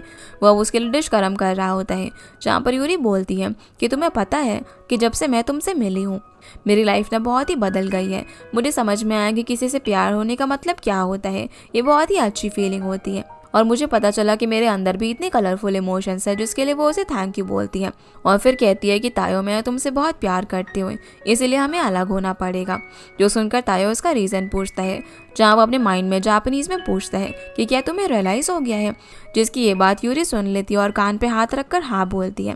तायो अब उसका हाथ पकड़ते और बोलता है कि ये सब मेरे लिए मैटर नहीं करता, मैं तुमसे सच में प्यार करता हूँ। पर यूरी उसके हाथ से अपना हाथ हटा लेती है और जाने लगती है। तो तायो अपने मन के अंदर जागिमा बोलता है, जिसके लिए यूरी थैंक यू बोलकर चली जाती है। अब वो बाहर जाकर इस टर्म का मीनिंग सर्च करती है, जिसका मतलब था मत जाओ। ये देखकर वो रोने लग जाती है और घर चली जाती है। अब क्योंकि यूरी सैड होकर जा रही थी, तभी उसका बाइक से एक्सीडेंट होने वाला था, पर तायो आकर उसे बचा लेता है। यूरी बोलती है कि ये सब मेरी गलती है। तायो बोलता है कि इसमें तुम्हारी कोई भी गलती नहीं है। यूरी अब उसे थैंक यू बोलती है, तो तायो कहता है कि मैं तुम्हें घर छोड़ देता हूँ, जहाँ यूरी मना कर देती है, पर वो नहीं मानता। रास्ते में वो उसे कहता है कि तुम ना बहुत ही जल्दी डर जाती हो और ये मुझे पसंद है। यूरी कहती है कि ये तो मेरी एक शॉर्ट कमिंग है, मेरे अंदर और भी बहुत सी शॉर्ट कमिंग्स हैं। तायो बोलता है कि हाँ, जैसे कि तुम्हारा फेस ना एकदम स्कैरी लगता है। इस पर यूरी बोलती है कि हाँ, जब मैं भूखी होती हूँ ना तब ऐसा होता है। तभी यूरी का घर आ जाता है, जहाँ तायो मजाक करता है कि तुम मुझे डॉग की जैसे ट्रीट करती हो और तुम्हारी सी ऑर्डर की ड्राइंग भी ना बहुत ही ज़्यादा टेरेबल है। जो सुनकर यूरी हंसती है और बोलती है कि तुम्हें वो ड्राइंग ना फेंक देनी चाहिए, वो बहुत ही ज़्यादा एम्बैरेसिंग है। पर वो बोलता है कि मुझे ना तुम्हारे बारे में सब कुछ पसंद है। वो मन में कहता है कि तुम जैसी हो, मैं तुम्हें प्यार करता हूँ। यूरी सैड मन से उसे थैंक यू बोलती है। वो अब अंदर चली जाती है और उसे तायो के साथ इनिशियल मोमेंट्स याद आने लग जाते हैं, जिसके अगले दिन अब यूरी को तायो का रेजिग्नेशन लेटर मिलता है। यहाँ से फिर हम तायो को सोल के अंदर देखते हैं और हमें तायो की प्रोफेसर के साथ हुई बात दिखाई जाती है, जहाँ पर वो प्रोफेसर से बोलता है कि मैं कोरिया वापस जा रहा हूँ, क्योंकि मिस यूरी को भी पिक्चर बुक की एंडिंग पता चल चुकी है और अगर मुझे कुछ हुआ तो वो अपने आप को ब्लेम करेगी। मैं होप करता हूँ कि वो ये समझ जाएगी। तायो अब सोल की सड़क पर घूम रहा था और यूरी को काफ़ी मिस कर रहा था। दूसरी तरफ यूरी भी उसे मिस कर रही थी, जिसके बाद से वो ऑफिस के काम में बिजी हो जाती है, जहाँ हानाको उसे ऑब्जर्व कर रहा था। माइरो हानाको के पास आती है और उसे बोलती है कि यूरी ने अपनी पावर्स की वजह से बहुत ही सफ़र किया है। तो हानाको बोलता है उसकी पावर से हम सबको और कंपनी को काफ़ी फ़ायदा मिला है। माइरो बोलती है कि अब जब उसका तायो से ब्रेकअप हो गया है तो जब तक यूरी के पास ही पावर्स है वो कभी भी किसी से प्यार नहीं कर पाएगी। साथ ही माइरो हानाको को याद दिलाती है कि आज कंपनी की 9th एनिवर्सरी है, हम तीनों का स्पेशल दिन है। यहाँ से अब हम इन तीनों को सेलिब्रेट करता हुआ देखते हैं, जहाँ पर माइरो ने बहुत ही टेस्टी चॉकलेट बनाई होती है। तभी हानाको पिक्चर बुक में दी हुई पावर को हटाने वाली ट्रिक तायो के साथ ट्राई करने के लिए पूछता है। तो यूरी कहती है कि मैंने अपने डैड के साथ ये ट्रिक ट्राई कर चुकी हूँ, लेकिन ये वर्क नहीं की। तो हानाको बोलता है कि मतलब कि ये पार्ट करेक्ट नहीं है और अगर ये पावर चली जाए तब तुम तायो के साथ हो सकती हो, जिस पर यूरी हाँ में सर हिलाती है। तो माइरो बोलती है कि तुम सैड मत हो, मैं और हानाको तुम्हारी खुशियों को प्रोटेक्ट करेंगे। हानाको अब जोकिंगली कहता है कि मैंने भला इस पर कब एग्री किया। तो माहिरो बोलती है कि ये तुम्हारी जॉब है कि तुम उसे प्रोटेक्ट करो, जो सुनकर यूरी हंसने लग जाती है। अगले सीन में अब हाना को अपने डेस्क पर बैठा हुआ था, जहाँ पर रात हो चुकी थी। वो मिनहानो को कॉल करता है और पिक्चर बुक में दी गई ट्रिक के बारे में पूछता है। तो बताती है कि ये ट्रिक ना एक होप है जो कि उन्हें हकाइडो में आइनो लेजेंड से मिली थी, पर उनका बॉयफ्रेंड पहले ही मर चुका था, इसीलिए वो उसके साथ ये ट्रिक ट्राई नहीं कर पाई। अगले सीन में अब माहिरो लैब के अंदर होती है। उसने ओनोडा को बहुत सारे मैसेज किए थे, पर उसने किसी का भी रिप्लाई नहीं दिया था। वो अब लैब के अंदर आती है और आइनो लेजेंड के बारे में पूछती है, क्योंकि उनकी लैब होकाइडो एनिमल पर रिसर्च कर रही होती है, जहाँ पर ये लेजेंड मौजूद थे। प्रोफेसर बताते हैं कि ये मेरा रिसर्च का टॉपिक नहीं था, पर जब मैं होकाइडो रिसर्च करने के लिए गया तो मैंने ये कहानियाँ पढ़ी थी और मेरे पास कुछ लिटरेचर होंगे, जिन बुक्स को वो ढूंढ कर लेकर आते हैं। माहिरो बुक चेक करती है और उसके अंदर 33 सेकंड वाली ट्रिक मेंशन होती है। माहिरो प्रोफेसर से बोलती है कि और भी इन्फॉर्मेशन उनके पास होंगी क्या। वो उन्हें सोचने के लिए बोलती है। तभी ओनोडा को कुछ याद आता है। वो जाकर कुछ पेपर्स निकाल कर लाता है, जो कि आइनो लैंग्वेज का रेफरेंस मटेरियल था, जो ओनोडा ने छुपा दिए थे, क्योंकि प्रोफेसर उसे बुक ट्रांसलेट करवाते थे। माहिरो अब उसे भी ट्रांसलेट करने के लिए बोलती है, तो वो कहता है कि ये मेरी फील्ड ऑफ एक्सपर्ट नहीं है, पर फिर भी वो उसे करवाती है। अब वो यूरी को फ़ोन करके बताती है कि 33 सेकेंड वाली ट्रिक स्टार स्काई के नीचे करना है, ऐसा करने से तुम्हारी पावर्स चली जाएंगी।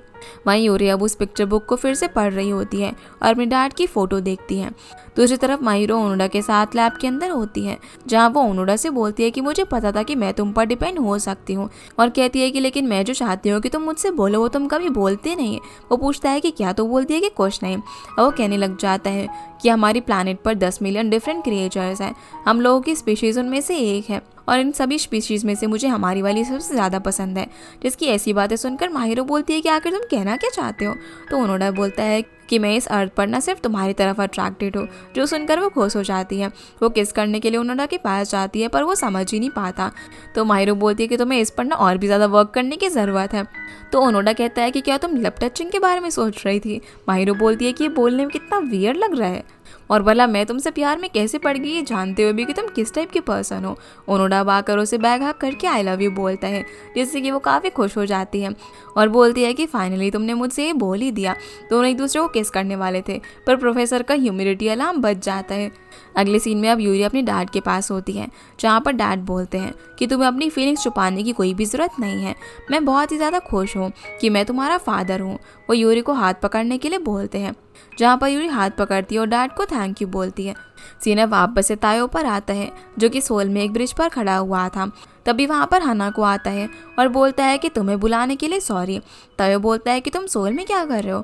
तो बोलता है कि मैं इस मनहाना के साथ कॉन्ट्रैक्ट फाइनलाइज करने के लिए आया हूँ, और मैं तुम्हारा रेजिग्नेशन लेटर एक्सेप्ट नहीं किया क्योंकि तुमने इस पर सिग्नेचर ही नहीं किया। तायो अब लेटर ले लेता है, जहाँ हाना को बोलता है कि तुम बिना बताए सोल क्यों आ गए। तायो कहता है कि क्योंकि मैं मिस यूरी के साथ नहीं रह सकता। हाना को अब तायो को ई टिकट आइटिनरी रिसीट देता है और बोलता है कि तुम अभी भी कंपनी के एम्प्लॉय हो और ये कंपनी का ऑर्डर है, जो बोलकर हाना को वहाँ से चला जाता है। दूसरी तरफ यूरी वहाँ पर आ रही होती है। तभी दोनों एक दूसरे के सामने होते हैं, जहाँ पर यूरी उसे जाकर हग करके गले लगा लेती है और रोने लग जाती है। वो बोलती है कि मैंने तुम्हें बहुत ही मिस किया। तो तायो भी उसे गले लगा लेता है और बोलता है कि मैंने भी तुम्हें काफ़ी मिस किया। यूरी कहती है मैं तुम्हें ना एक बात बताऊं, मैं तुम्हारे इनर थॉट सुन सकती हूँ, पर मैंने तुम्हें ये बात नहीं बताई क्योंकि मैं बहुत ही डर गई थी। तायो बोलता है कि मिस यूरी, मुझे पता है कि तुम इसीलिए डर जाती हो। वह उसके फिर से गले लग जाती है और बोलती है कि मैं तुमसे बहुत ही ज़्यादा प्यार करती हूँ, मैं हमेशा तुम्हारे साथ रहना चाहती हूँ और कभी भी तुमसे दूर नहीं जाना चाहती। तायो बोलता है कि मैं भी तुमसे बहुत ही ज़्यादा प्यार करता हूँ। इसके बाद हम उन दोनों को टेरेस पर देखते हैं, एक दूसरे के सामने बैठ जाते हैं और 33 सेकंड वाली ट्रिक के लिए दोनों रेडी होते हैं। जैसे ही टाइम स्टार्ट होता है तो यूरी बोलती है कि मैं जानना चाहती हूँ कि जब मैं तुमसे पहली बार मिली थी तो तुम्हें कैसा फील हुआ था। तायो फिर से मीटिंग याद करता है जब यूरी उस पर गुस्सा हो गई थी। वो मन में बोलता है कि उस मीटिंग में तुम्हारे फेस पर स्कैरियस लुक था। वो अपने आगे की मीटिंग याद करता है और बोलता है कि पर मुझे तुमसे ना प्यार हो गया। वो पुरानी यादों के बारे में सोचता रहता है। तभी वो यूरी को गले लग जाता है और बोलता है कि मैं ये नहीं चाहता, प्लीज़ इस पावर को मत हटाओ। जिस यूरी से मुझे प्यार हुआ था वो अभी वाली यूरी है। तुम जैसी हो ना, मुझे वैसे ही तुम्हारे साथ रहना है। मैं तुम्हारे इनर थॉट्स नहीं सुन पाता, पर मुझे पता है कि तुम कैसा फील करती हो। मैं तुम्हारे बारे में और भी बहुत कुछ जानना चाहता हूँ। जो सुनकर यूरी उसे आई लव यू बोलती है, तो वो भी आई लव यू टू कहते हैं और दोनों किस करते हैं। यहाँ से अब हमें 1 साल बाद का सीन दिखाया जाता है, जहाँ कंपनी का माहौल बहुत ही यूजुअल था। हानाको को मिनहाना का मैसेज आता है और हमें एक पास्ट का सीन दिखाया जाता है, जिसमें हानाको ने मिस मिनहाना को बताया था कि उसके बॉयफ्रेंड को एक हार्ट डिजीज़ थी, जिसकी वजह से उसकी डेथ हुई थी और ये बीमारी उनकी मिलने से ही पहले उसके बॉयफ्रेंड को थी। इसमें उसकी कोई भी गलती नहीं है, यानी कि उसके बॉयफ्रेंड की डेथ उसकी पावर्स की वजह से नहीं हुई थी। प्रेजेंट में हानाको जैसे मैसेज चेक करता है तो उसने उसे नेक्स्ट ईयर बिजनेस प्लान के बारे में बताया होता है, जिसका वो उसे रिप्लाई करता है और दोनों की बॉन्डिंग भी अब काफ़ी अच्छी हो जाती है, क्योंकि उसने उसे सजेस्ट किया था कि वो भी अब वापस से अपने आप को चांस दे और किसी और के साथ प्यार करने का ट्राई करे। इधर यूरी और तायो डेट पर होते हैं, जहाँ डिनर के समय तायो यूरी को रिंग देता है जो कि ग्लास की होती है और उसका कलर सी ओटर के जैसा था। फिर हम तायो यूरी की डैड और यूरी को साथ में देखते हैं, जहाँ पर सभी लोग साथ में बहुत ही अच्छे से एक दूसरे से मिलते हैं। प्रोफेसर को भी जब टाइम मिलता है तो वो भी यूरी की डैड के पास उनसे बात करने के लिए आ जाते हैं। ओनोडा और माहिरो का रिलेशनशिप भी अच्छा चल रहा था, जिसमें माहिरो ओनोडा के साथ लैब में थी। उसे फिश टैंक के अंदर एक लॉकेट मिलता है तो ओनोडा उसे निकालने के लिए एक टूल देता है। जैसे वो निकालती है तो लॉकेट के अंदर रिंग थी। ओनोडा बताता है कि रस्ट रेजिस्टेंस टाइटेनियम से बनी हुई है, तो तुम्हें इसे काम के समय उतारने की ज़रूरत नहीं है। जिसका ऐसा यूनिक प्रपोजल देखकर वो काफ़ी हैरान थे। तो ओनोडा बोलता है कि मैंने 773 आवर्स इसमें लगा दिए, जो सुनकर वो उसे हक करती है। जिसके बाद तायो यूरी को अपने पुराना घर दिखाने के लिए लेकर जाता है, जहाँ वो बचपन में रहता था। वो बोलता है कि तुम मेरे बारे में जानना चाहती थी ना। यूरी बोलती है कि हाँ, क्योंकि मैं तुमसे प्यार करती हूँ। तो तायो भी उसे अपने मन में आई लव यू बोलता है, पर क्योंकि तायो उसके थॉट्स नहीं सुन सकता था, इसीलिए दोनों अब चिल्ला चिल्ला कर एक दूसरे को आई लव यू बोलने लग जाते हैं और इसी हैप्पी एंडिंग के साथ ये ड्रामा यहीं पर ख़त्म हो जाता है। तो गाइस, ये थी आज की वीडियो एंड होप आप लोगों को ये वीडियो पसंद आई होगी। तो इस वीडियो को लाइक कर चैनल को सब्सक्राइब जरूर कीजिएगा। आपसे फिर मिलते हैं अगले इंटरेस्टिंग ड्रामा में, तब तक के लिए गुड बाय।